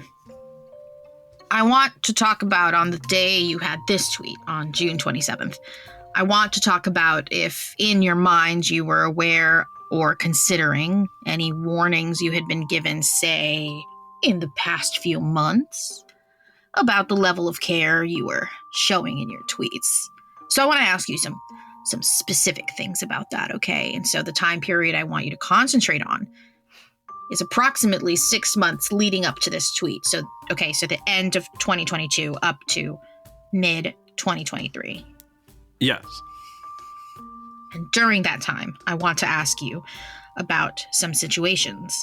If people have ever voiced concern about the level of care you were showing when tweeting about factual events, The first one I want to ask you about is, do you remember tweeting a conspiracy theory about the attack on Paul Pelosi? I do remember replying, again, not a reply, that is. If you want something to get attention, you do it as a primary post. A reply will actually get somewhere between 100 and 1,000 times less attention. And I read an article in a newspaper, or what claimed to be a newspaper, which seemed to be odd, and I did that as a reply, which is a low visibility post. Okay. All I just need to know is if you remembered that event happening, because my question to you is... Yes. Do you remember, was there anybody in your life, and let me preface this, not your lawyers. I don't want to know if your lawyers talked to you about anything. Any conversations you had with your lawyers are totally private, okay? But are there any conversations you had with anybody in your life where they warned you about the level of care you were showing when tweeting about factual events relating to that Pelosi tweet?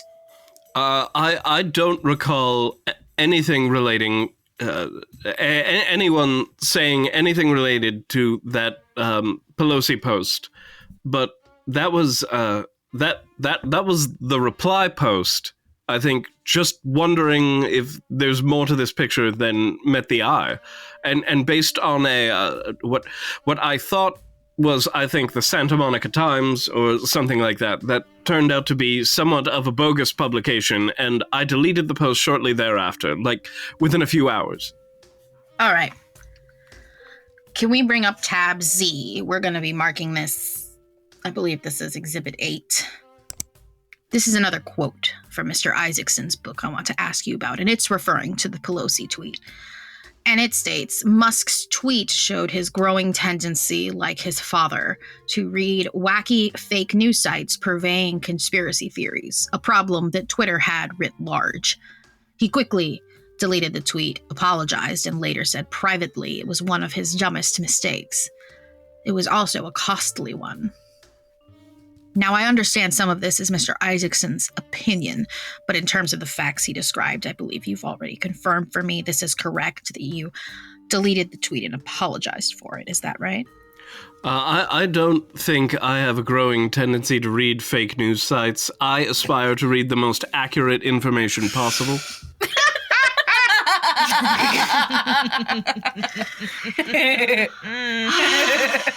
Mm-hmm. Mm-hmm. Yeah, that seems accurate. Oh, boy. Sure. Sure. Nope, that's what broke me. You're welcome. Oy. Sure. I'm just asking you about these. I understand that Isaacson's going to characterize it and other people are going to have their opinions too. What I'm asking is the factual information in this tweet, that you deleted it and you apologize. That's correct. That is correct. Did you later say privately it was one of your dumbest mistakes? I don't recall. I've made some pretty dumb... I don't recall. I've made some pretty dumb mistakes. I'm not sure this would qualify as one of the dumbest. Okay. Would you say it's a mistake? Yes, that's why I deleted it. Okay. And apologized. Okay, if you can take that down. If tweeting of false conspiracy theories about the Pelosi's, who are public figures, is a mistake, isn't tweeting a false conspiracy theory about a non-celebrity, powerless guy like Ben Brody, isn't that even worse? Objection. And can you explain to me what the relevance of that is? Yeah, because he's going to give me an answer, which is really relevant to his feelings on actual malice. Well, the post that you're referring, where I actually asked for it to be fact-checked, I think that is, I actually don't state that anything is anything, but simply that, from that post, that it looks like it could be. And then I request community notes to fact check. Wait, in your Pelosi tweet, didn't you say there's a tiny possibility that this could be more than it seems? And that was a mistake? So why isn't it a mistake to say this is probably the case with this kid? Why is that different? Objection. Improper question. Well, I asked for it to be fact-checked by community notes. Right.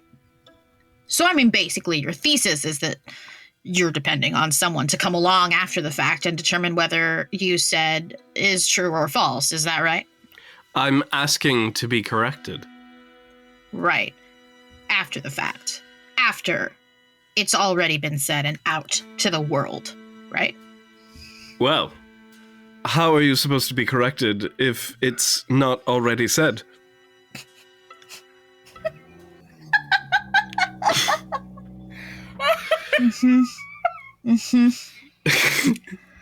Yep. That's valid. That's definitely okay. I have so much despair deep in my heart. I will not do a retake of that line because I don't think I can ever do it any better than what I just did. I agree. No retake of that line. It was perfect. It was perfect. Fucking nailed it. Oh. He really thought that he had something there. He really thought that he did something there, you know? Like, there's a chance that, because we don't have the court audio or video or anything like that, there's a chance that he asked that as a genuine question, right? Like, right. Well, how else? But we know the fuck he didn't, right? Like, yeah. Yeah. Allegedly. Allegedly.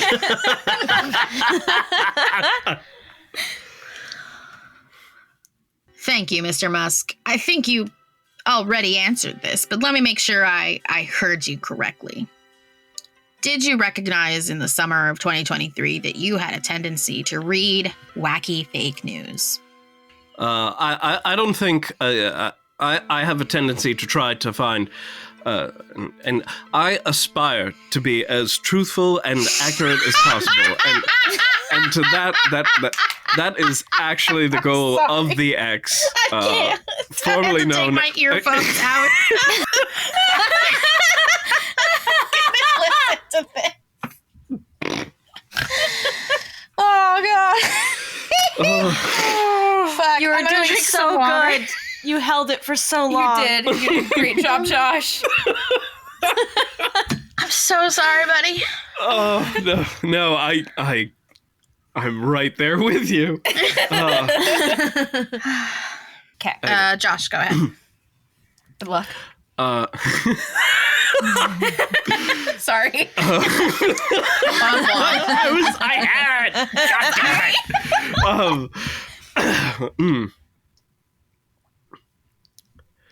I don't think I have a tendency to try to find I aspire to be as truthful and accurate as possible, and to that is actually the goal of the X, formerly known as Twitter system, is to be the most accurate and timely source of information on the internet. That's why we put so much effort into community notes, which I'm confident is the best fact-checking system on the internet. Josh, did you speed up so that you could get through all that without breaking into laughter? I didn't realize that I'd sped up. Let me try again. No. It was great. It was great. Okay. You did great. It was good. It's just that I know you too well. Yes, I know how you act too well. It was definitely like, okay, no, I can't even look at the brakes. I just have to go. Go. Yeah, I know you and you're acting too well. I could hear it. Nobody else is going to hear it. It's going to be fine. Well, until they hear us talking about it explicitly on this podcast. Sorry, buddy. You did great. That was a beautiful take. You did a really good job. Good job, buddy. Oh my god. Did you have anybody in your life who approached you to give you any warnings about the level of care you were showing while tweeting about factual events concerning the tweets that you were making about Yoel Roth? No, I don't recall that. Nobody talked to you about that. Not that I recall. Okay, what about, same question. Is there something specific about Yoel Roth that you want that you want to ask about? Yes, very specific. Okay. Very specifically, were there people in your life at all, who approached you to warn you about the level of care you were showing when tweeting about Yoel Roth? I don't recall anyone doing that. Okay, same question for Heralder Thorlifson. Do you remember who that is? Yes. Okay. Did anybody warn you about your tweets about him and the level of care you were showing? Well, he actually responded to me directly, and I corrected myself. And I would say that at this point, he and I are friends. Okay. So? I helped him defeat his brother Loki, and assume the throne of Asgard. That's who we're talking about, right? Any opportunity he has to say, well, this person thinks that I'm cool now. They think we're friends. They think I say that I'm we're cool friends. now, we're To me, friends. we're friends. I don't know that that's true, No. Mr. Musk. I'm pretty sure this guy is not your friend. And also, like, Nope. who cares? It's so irrelevant. Okay. Apart from Mr. Thorlifson, did anybody bring their concerns to you about those tweets? Not that I recall. I mean, if there were, I think there were some people that replied that they thought he was a great guy, and I was like, okay, I'll take that under consideration, and I think he is a great guy. A month before the events of this case, with the neo-Nazi mass shooting in Allen, Texas. Look, I'm going to object again. I was going to let you do a couple of these because it's not worth necessarily arguing about each and every one, even though I don't think it's relevant. But you're now backdooring all this stuff in through the fourth category that the judge proposed, when in the judge's instructions, they very much limit the tweets in question in this case. And so we're not going to do any more on it. So I'm instructing him not to answer any more questions about any other tweets in this case for the rest of this deposition. You can go to the judge if you don't like that instruction. Let's put it on the record that your statement is just incorrect. The order does not limit me to the tweets in this case. We disagree. We disagree whether the judge is sitting here. We disagree whether if the judge was sitting here would allow you to go through each and every tweet. So, okay. I'm going to start over before you interrupted me, and I'm going to go ahead and state what I said I need to put on the record. Again, this is not for you. This is for the judge, right? I am now being told that there are events that I want to talk to him about, whether he's been given warnings about his level of care. These are not about tweets in the case. These are about the topic on his state of mind at the time the alleged defamatory statement was allegedly published, and warnings he may have received in advance of that tweet about the level of care that he was habitually showing are clearly relevant. I've now been told I'm not going to be allowed to ask any more questions about that, so I'm going to have to move on. Madam Court Reporter, can you let me know where we are on time, or videographer? Yes, you're at 1 hour and 20 minutes exactly.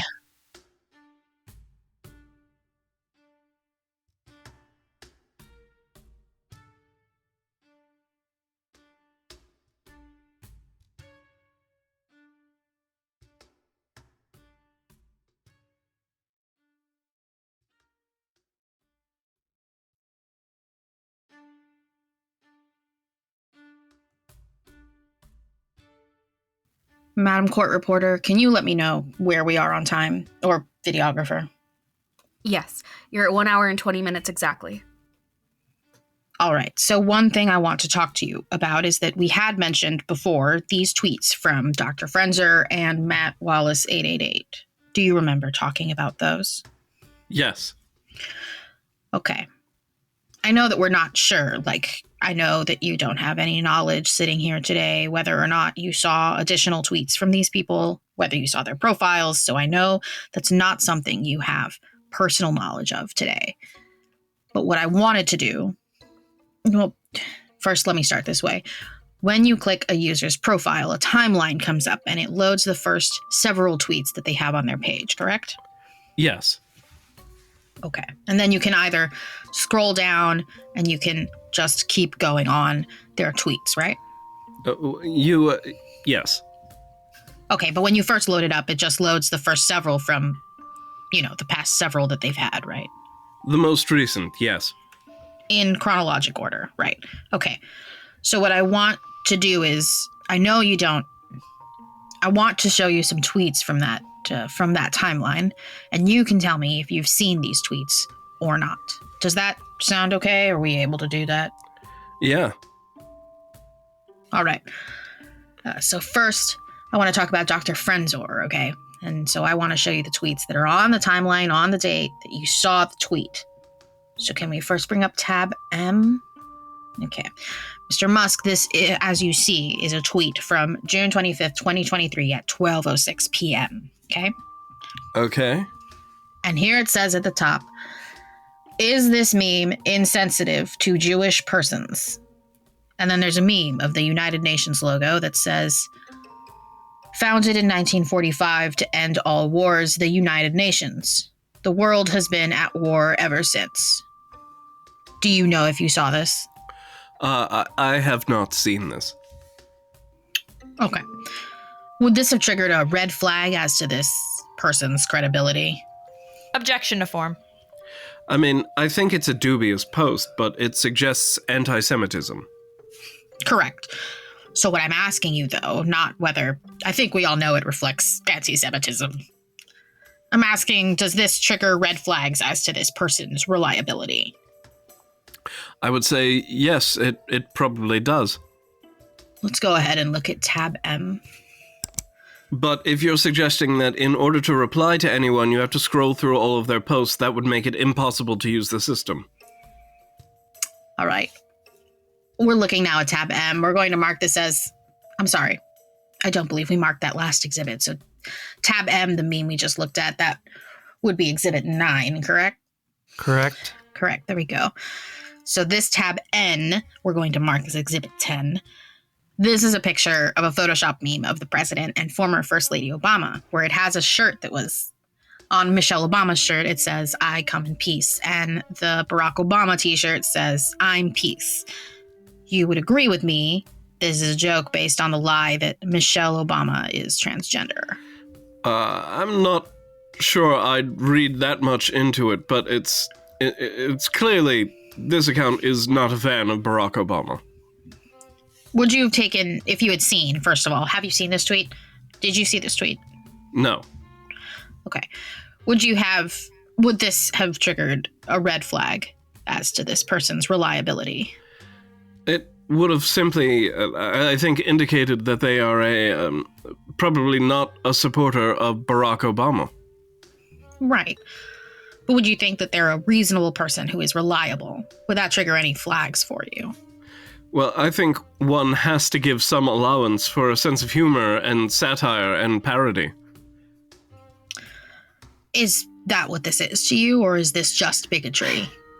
Objection. This has nothing to do with this case. And we're not going to do any more hypothetical. If you had seen these tweets, what would your reaction have been? Or if you had seen this, what would in this hypothetical world? I understand your point, that if he had checked, he could have seen these things. The point has been made. It's clear. We're not doing any more questions on this. So you're going to instruct him not to answer on something you think the point is clear and is relevant. That's your... No, I don't think any of this is relevant at all. Okay. So let's go ahead. In fact, I know it's not. I know it's not relevant, and I know it's not, and it violates the court order. So no, I let you answer.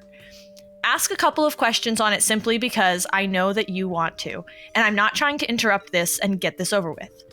But at the same time, you're just harassing him about unrelated things, and you're doing it on purpose, and it has nothing to do with anything. No, I'm not. So we're done on that. Here's the thing. I'm going to go ahead and make this record again for the court because, once again, I've been shut down in the relevant topic area. I am facing a situation where I must prove certain facts which may have triggered different duties in this case. One of those is not a subjective analysis of whether the source is reliable, but an objective analysis of the source is reliable. And if that source is unreliable, there is an arguable basis that a defendant will have to exercise greater care, and that could reflect more actual malice if the person purposefully avoided any investigation into the credibility of an unreliable person. I would like to establish, A, whether he has seen these tweets, as though he has already said he does not know and cannot tell me what tweets from these people he has seen. And 2, I would like to establish these people are unreliable. I understand that you're instructing the witness not to answer it, and so I will have to add that to whatever relief we're going to seek from the court. All right, Mr. Musk, let's go ahead and take that down. You would agree with me that even after this suit, you're still promoting the idea that there may be a conspiracy or false flag behind neo-Nazi demonstrators that we're seeing in the streets. I think we have to consider that is a possibility. Do I think it is likely? No. But do I think it is impossible? I think it's also not impossible. Okay, let's take a look at tab I. I believe we'll be marking this as Exhibit 9. 11, Mark. Wow, we're getting up there. This is Exhibit 11. Let's go ahead and scroll out of this so you can see the whole tweet. We might need to be a little more than that. Yeah, we're going to have to go up from top to down. So I want to ask you first, do you remember in January that there was another event, another white supremacist demonstration that involved masked white supremacist protesters? Do you remember that? I vaguely remember that, something like that. So I want to go down these tweets really quick. We have first embedded in the quote tweet. I'm going to start there with Ian Miles Chong. All right. He says, "What's the deal with these Patriot Front guys' vehicles? Their license plates are completely blank." And then we have an account called Wall Street Silver who quotes that tweet and says, "The fact that the legacy media shows zero curiosity about unmasking these guys tells us 100% these are federal agents or paid stooges of one of the agencies. The media has been instructed by the FBI to just report that Patriot Front exists, white supremacy group, and don't dig any deeper." Let's go ahead and scroll down. I wouldn't agree with that statement. The next tweet from Wall Street Silver says, "If Patriot Front was actually a real, organic white supremacy group,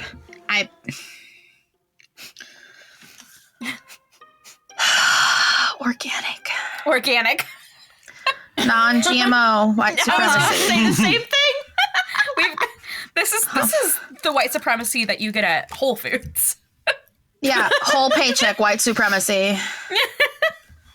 Locally homegrown. Free no I mean, pesticides. say that, but if I was thinking of a supermarket where I would get white supremacy, Whole Foods would be definitely Whole goes. Foods. Absolutely, Hofo. It's absolutely. All right. The next tweet from Wall Street Silver says, "If Patriot Front was actually a real organic white supremacy group, the media would be all over this story to expose every member and ruin their lives. The fact that this is not happening confirms they are feds." Then there's the response to these tweets from you, and it says, "Seems like they should be followed and unmasked. Why doesn't the media or government care about their identities?" Correct? Yes. Okay. So this, I think, again, is reflecting the concern that you were stating earlier, that you think it is a possibility, though unlikely, that these people could be involved in some sort of false flag. Oh, God, he's about to talk about the FBI. Everybody, pull up your panties and hold on. Yep. We can do this. Yes, and I believe, the FBI has testified that there have been FBI agents in some of these demonstrations, but he would not speak to the number, which specific demonstrations and how many there were. So the FBI director is on record as saying that there are at least some FBI agents that are embedded in these organizations. I'm wondering, having you brought that up, are you aware of, sitting here today, actually, let me rephrase that. Were you aware of any information as of June 27th, 2023, similar information that would suggest that it has been confirmed that college students or Antifa members were impersonating white supremacist members? I don't know confirmed, but I think this is certainly a possibility. I mean, and my post there I think is quite reasonable, which is that we should try to find out, we should try to get to the bottom of this, and we should try to figure out who these people are, and if they are neo-Nazis, we should know who they are. Right. And there should be greater curiosity about tracking them down and understanding, the role of government here. As I mentioned, the director of the FBI has testified that there have been FBI members in a number of these events, but he will not say, he refused to answer to what degree, how many there were. Was it 1? Was it 1%, 5%, 10%? It's uncertain. So, I think we want to get to the bottom of this, because I think if we get to the bottom of this, we can actually, if it turns out everything, that there aren't any FBI members or other government members, then we can do away with this conspiracy theory. But if there are an unusual number of government members present, then that bears further questioning of why there were, a large number of government employees of one kind or another present at these gatherings.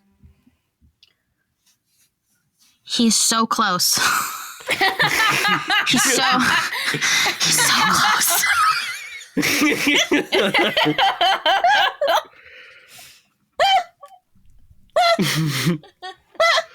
I think before we say things, we should do research to make sure what we're saying is true. Mm-hmm. But if we did that, if we did something like that, how could we be corrected? Yeah. How could we have community notes, which I believe is the greatest fact-checking system on the planet. On the internet, I would say in the galaxy. There's no evidence to say it's not the strongest in the galaxy. And, we're going to find out, because that's, the future is space, SpaceX. Yep. We're going, my company. We're going to go Just there. to make sure that community notes is still the best. Community notes could beat Thanos, right? Thanos, that's the meme. That's the meme. He's funny. I'm popular. That's the meme. I know this is just like a voice recording, but I want you to know I'm wearing a leather jacket and a t-shirt. Fucking impeccable. I had some just too tight leather creaking in the background of this. No. You don't like it. All right. He's so close. All right. I know. And if the government and the media were uninterested in finding out who these people were, that would be concerning, wouldn't it? Yes. It does seem odd that the media would not want to track down who these people are. Definitely. It seems very odd. Can we bring up tab J? All right. This is going to be exhibit 12. All right. I want to show you another tweet. Is this another unrelated to the tweet in this case? It's not unrelated at all. It's not the same. We're not doing this. He's not answering this question. We're not talking about this. You're exceeding the judge's orders. You can just give your instruction. All you've got to do is give your instruction. That's all you've got to do. He's not answering this question. All right. So here we are. Asked about every tweet. I mean, it may make sense. Mr. Musk, there's not a question posed to you right now. Okay. There's no question posed to you right now.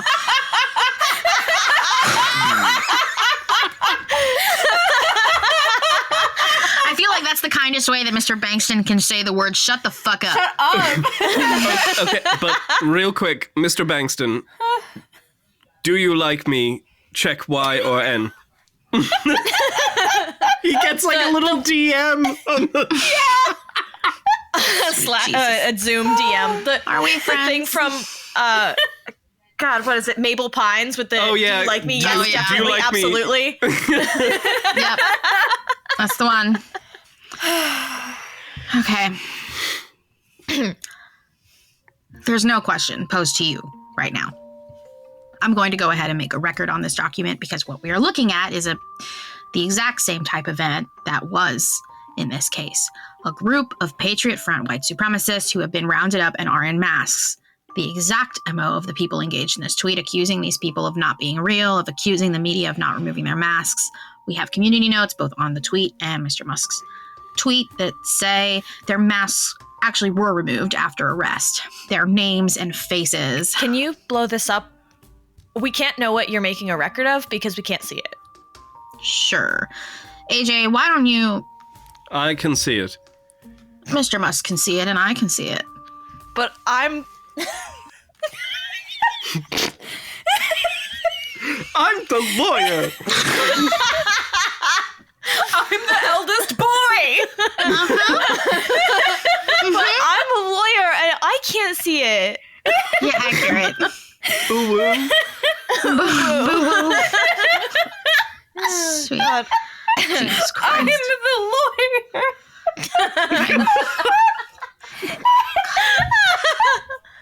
Elon Musk is paying this guy so much money. So much money. This man has been paid so much fucking money. Oh, it's awesome. It's awesome. Okay. I don't think I can say this line. I believe in you. Yep, there we go. But I'm the lawyer and I can't see it. Mr. Musk, there's not any question to you. Go ahead and zoom it in because Mr. Spiro is having some trouble seeing it. It's just not big enough for me to see it. And you might want to scroll it over so that he can see it very well. This is a clear example of community notes, which I Mr. believe Musk, is the... There's not a question. Please don't interrupt me. Please don't interrupt me. I am going to interrupt you, Mr. Musk, because there's not a question on You shouldn't interrupt him, Mark. There's not a question, Alex. Okay, he's talking, so you shouldn't interrupt him. But that's not responding. Witnesses cannot just start talking in court. If you're going to yell, Mark, we're going to cut off the deposition. Mr. Musk, you can continue finishing your... He actually can't, Alex. He has no question posed to him. Actually, he can. I told him he can. All right, so Mr. Spiro has just instructed the witness. I can't see the date on this. What's the date on this document? I can't see the picture. Scroll down, scroll down, scroll down. What is your question? February 20th, 2024, just like we've been talking about. This event happened in January 2024. Again, I know you're not going to let him answer these questions, so please just let me make my record on this document. I'm asking him about these documents for the reasons stated above, that as we have discussed with the exact same type of event, with the exact same allegations, with Mr. Musk promoting the exact same types of ideas, except we have community notes here showing that their masks were removed and the media were actually interested in their identities. We believe that these tweets and inquiry about them is extremely relevant to the exact type of state of mind when he made the exact type of same statements about the exact same type of event. Obviously, we're being told that we're not going to be able to ask these questions. We do not feel this is proper. We will move on to the next topic. Ask your question. No, Mr. Musk, your attorney gets to decide. No, Mr. Musk wants to answer your question. Ask your question. Okay. You doing okay over there, buddy? How are you guys getting through this shit? I'm so impressed. I have entered the zone. Yeah, we really just we're in the zone. I was like, yeah, y'all got break, into a fucking it's flow all state. over. Yeah. I'm just here listening to Will lose their fucking mind in the background. And I'm just here I think I need to check in. Fucking wellness check out here. This broke me. That's fair. No, actually, I believe you'll find that who is on second, you see. Yeah, that's the one. Just Banks to just be like, what are you people fucking talking about? He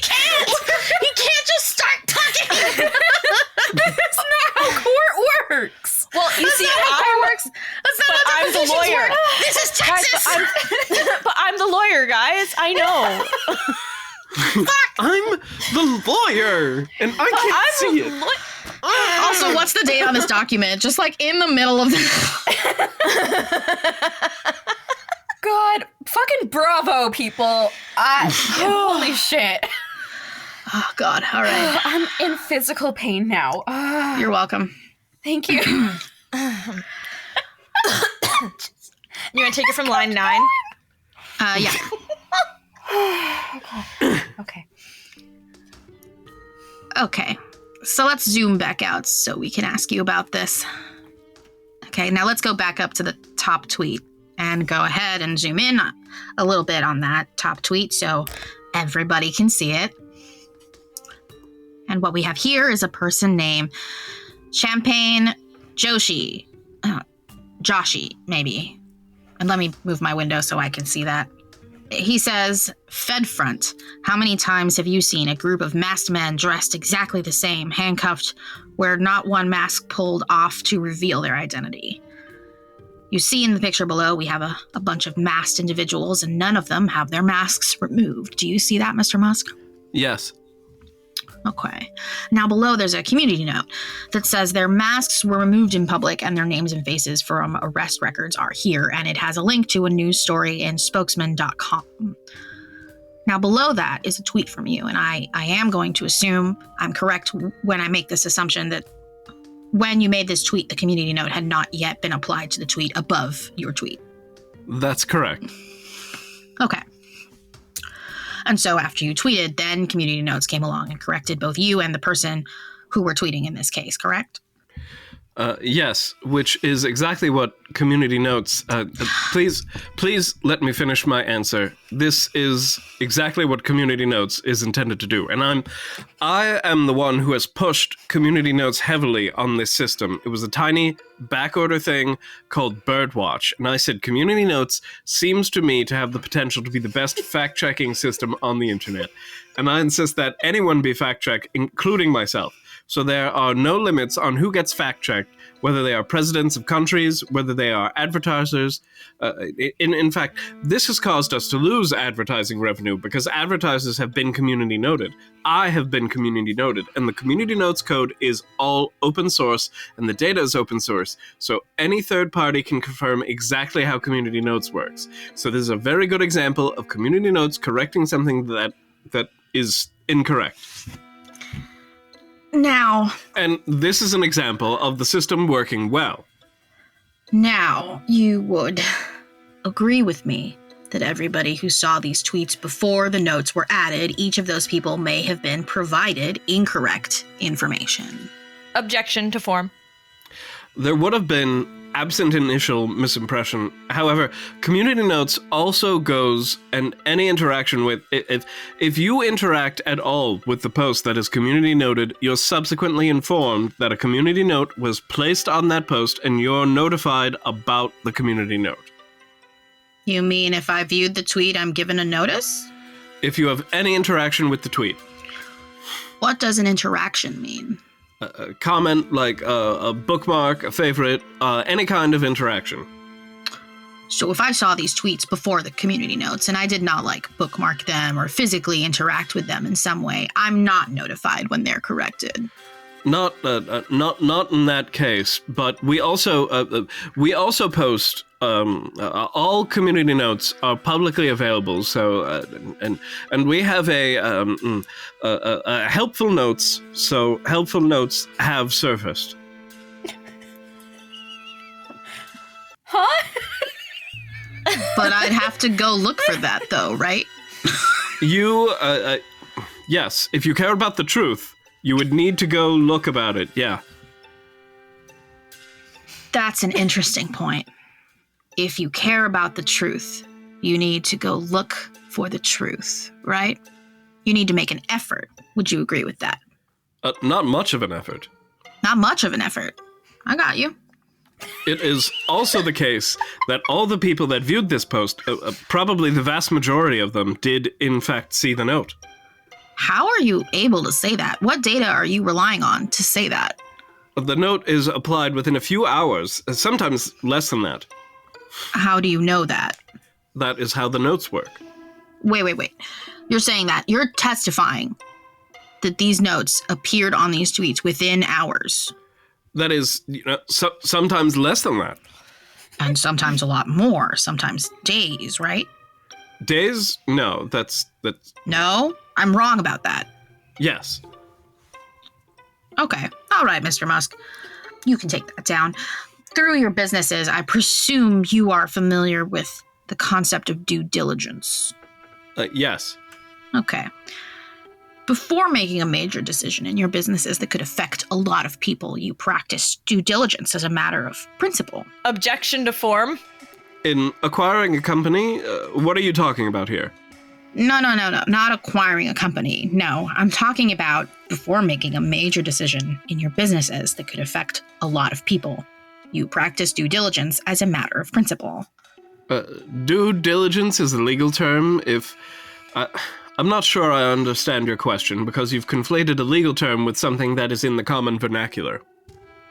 Let's take out the legal term then. I think we can make it easier if we could just take out the legal term. Before making a major decision in your business that could affect a lot of people, you take care before making those decisions. You put a lot of care into your business decisions. Is that right? I aspire to apply the amount of care.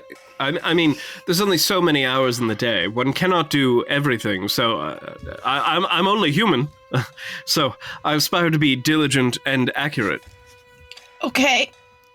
To the best of my ability. Okay.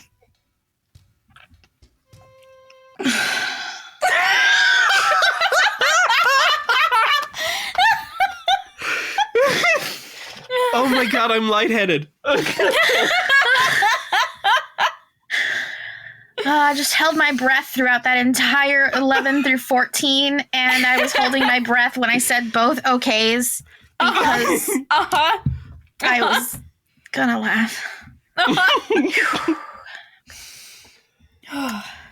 And because I think you understand that when you make major decisions in your businesses, that could affect a lot of people, right? Of course. And it's important to be very careful in decisions that affect a lot of people. Yes. Okay. You understood in the summer of 2023 that anytime you say something on Twitter, a very large number of people will see it. That number varies tremendously. But it's always very large. It depends on what your definition of very large is. Would you agree with me that, say, over 500,000 people is a pretty big group of people? Yes. And pretty much any time you press tweet, it's going to be more than 500,000 people. Mark, you're interrupting him. No, that's not true. Mark, you're interrupting him at the end of his answers again, so please don't do it. So you think there may have been times where you tweeted and 500,000 people, there weren't 500,000 views on that? You can look at my feed and see that is obviously true. Okay, but you would agree with me that the vast majority of the time your tweets are going to be seen by more than 500,000 people. Only if it's a primary. If I do a primary post, meaning not a reply, then certainly more than 500,000 people will see it. A lot. But as a reply, sometimes it may be 10 or 20,000. And that doesn't necessarily mean that people read it. It just means it was sent to their device or computer. All right, let's put it this way. You know that every time you press tweet, there is a reasonable possibility that a very large number of people could see it. Yes. And you understood in the summer of 2023 that as a general concept, false information can be damaging to people and their lives. There is, it is certainly, it is possible for false information to be damaging to people and their lives, yes. So you also knew in the summer of 2023 that any time you tweeted and that tweet contained false information about a specific individual, that there was the chance that the tweet could damage or harm them. You knew that. If there's, I do my best to be as accurate and truthful as possible and to seek community notes or other fact-checking when publishing something. It is also true that that newspapers print things that are false or misleading, or that they fail to print things that are in fact true. Definitely. That's a big part of my business. Absolutely, you're right 1,000%. And I think you would agree that newspapers often don't meet their responsibilities, do they? They're not as diligent as they could be, are they? Newspapers, I think, have a fundamental flaw relative to a system like the X platform, where there's not an easy way for people to rebut a statement, where there's... it's extremely easy to rebut any statement, even in the absence of community notes, simply by replying. Sure. Let's go back to my foundation here that I want to ask you about, which is that in June 2023, you knew that if you pressed tweet on a tweet and it contained false information about a specific individual, that it was very likely a reasonable possibility that a lot of people would see it, and therefore there would be harm done to the person with false information. You knew that was a risk anytime you pressed tweet, correct? There's some risk that what I say is incorrect, but one has to balance that against having a chilling effect on free speech in general, which would undermine the entire foundation of our democracy. Got you. So. And if I were to take issue with you, Mr. Bankston, that would be my concern about you. Okay, I know you do. I know we have very opposite concerns that are very much in each other's face, and I understand.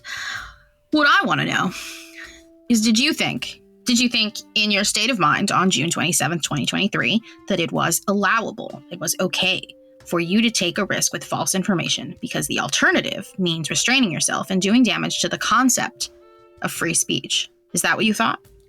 I believe it's important to try to find the truth of things. I do too. And sometimes when in questioning things, I'm simply trying to find what is true at any given point in time. Do you think you owed it to Ben Brody to be accurate as you could? Objection. I aspire to be accurate no matter who the person is. Do you think you lived up to that duty to Ben Brody, or do you think you failed him? I don't think I don't think that I don't think he has been meaningfully harmed by this. Wow. Okay. Let's put up tab L. Hold on. Actually, take that down for a second. Why don't you think Ben Brody has been meaningfully harmed by this? Yeah, the harm to Ben Brody, how is that relevant to... No. Yeah, how is that relevant to this case? How is the subject of this case relevant to the subject of this case? Yeah, how's the harm to the subject of this case? The person who's suing us? I'm not sure that's relevant. This is a real I guy. love how Bankston just interrupts with no. Yeah. No. Bless this man. Bless this man. No, honey, no. Yeah, the harm to Ben Brody, how is that relevant to... No. He might have some really malicious ideas coming out from him right now about this. I need to know what his feelings about Ben Brody are. Why do you think Ben Brody... What is which category is this under, and how is this relevant? His state of mind. Does he have ill will towards Ben Brody? You can answer that. Do you have any ill will towards Ben Brody? You can answer that question. Well, then I think, no, I want him to answer my question. I have no ill will to Ben Brody. I don't know Ben Brody. Okay. And I have no ill will to him. I do seek to, my goal is simply to have the X platform be the best source of truth on the internet. And when you try to figure out the truth of things, there's a debate. That debate, goes one way or the other, but it is a vigorous debate. There are a number of replies to... You make a statement, people will reply and reply immediately. This is the advantage, fundamental advantage relative to the legacy newspapers, where you can say whatever you want, but and people can immediately rebut that, and then community notes can attach a correction to your original post. I think this is what enables the X platform to have the potential to be, and I think is the most accurate, timely, and truthful place on the internet. I'm just going to let that sit there for a minute. Uh-huh. Yeah. I need an antacid. Yeah.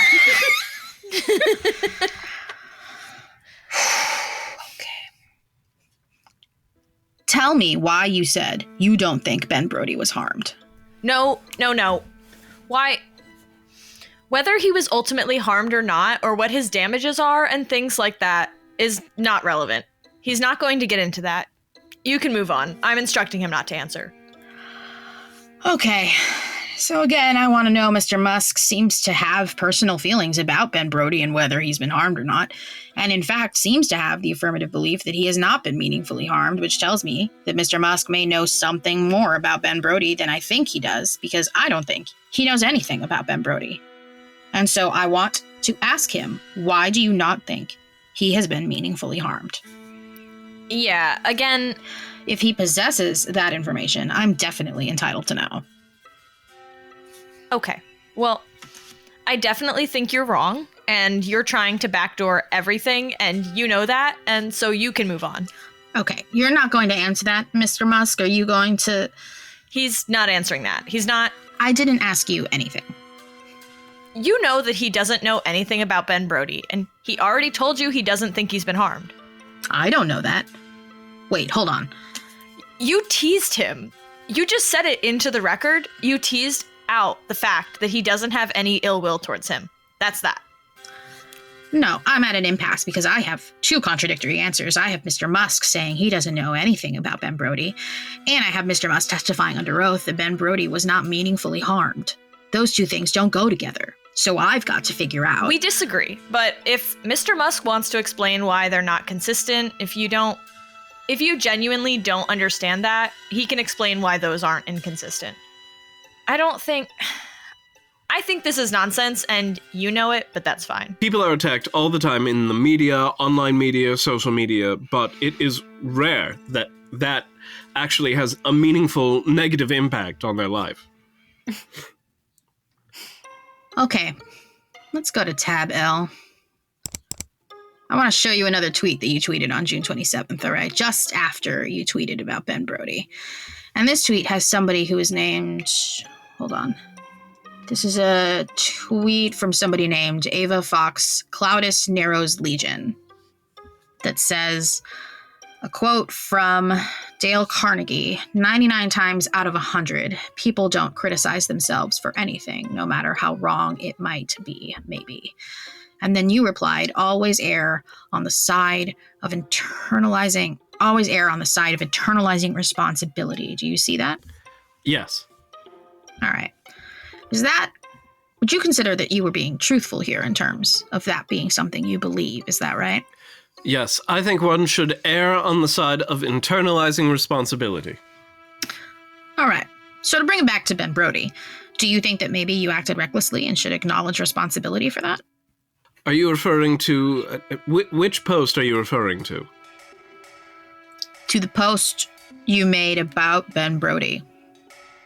When you said, based off of Dr. Frenzer and Matt Wallace, when you said it looks like one of the college students who wants to join the government, do you think you have any sense of acting recklessly or need to take responsibility for that? Objection. He already answered this question. You can't backdoor it through some unrelated tweet when the judge told you which tweets were at issue. Wait, where does I don't understand why you're doing this. You're just wasting everybody's time. I'm sorry, where is this? If you have it, please send it to me. Do you have a list of the tweets that I'm allowed to talk about? Yes, it's in the order. The order said that it refers to tweets on a certain day and a certain time. It's not if the order... Mr. Spiro, your internet is cutting in and out. Can you hear me now? Yes, sir. Okay. Yes, the order does refer to certain tweets within a time frame relating to... This is in topic 2, so the way I read the order and the spirit of this was not for you to have a free-for-all into every tweet Mr. Musk made or saw. Your case is based on one tweet where he says, looks like. Right. So here I am, asking about another tweet on the same day about Mr. Musk's state of mind on that very day. And your state of mind, Mr. Musk, on that very day, was that a person should always err on the side of internalizing responsibility. That was your state of mind on June 27th, 2023. That is a general principle that I believe in. All right. Mr. Musk, I don't have anything more for you today. Okay. Thank you. Mr. Spiro, I need to have you say on the record whether you want a copy of the transcript. Yes, and please mark it confidential. I'm sorry, what? There's no PO in this case. We're asking for it to be deemed marked confidential until we address... Under what authority? No, there's no PO. Well, that's what I'm asking for. You want to release it. Then you need to move for a PO. I don't know. Okay, then we will move for a PO. Right. Over discovery that's already happened. Yeah, okay. I'm absolutely positive. There's not... I'm asking... Mark, don't interrupt me, okay? Mark, don't interrupt me. All right. I'm asking that this transcript be marked as confidential. That's what I'm asking for, okay? I don't agree. Mr. Spiro. Yeah, he jumped off the record, but we're not off the record yet. I need to find out if Mr. Musk wanted to read and sign his transcript. Well, we're not going to find that out either because he just left. I do need to make a record on what just happened for the court. Parties must obviously move for a protective order over discovery before it occurs. I am in no way bound to treat anything confidential. There is no confidential order in place. There is a method in which to do that. Attorneys from Quinn Emanuel should know very well how to do that. In fact, even Alex Jones's attorneys knew how to do that.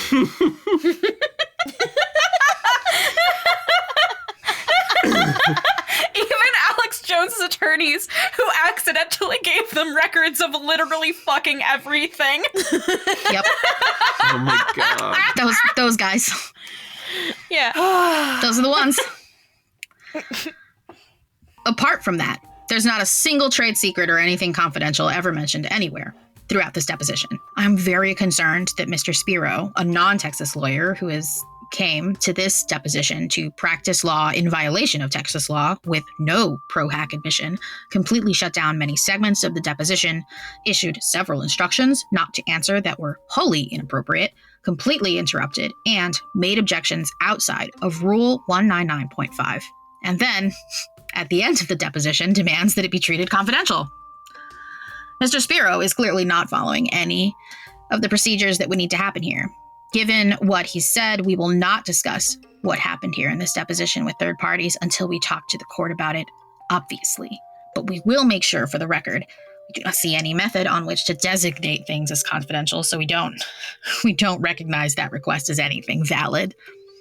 If they want to pursue a Rule 76 at a future time, if they want to pursue a Rule 76 at a future time, I mean, I guess they're welcome to try to do that.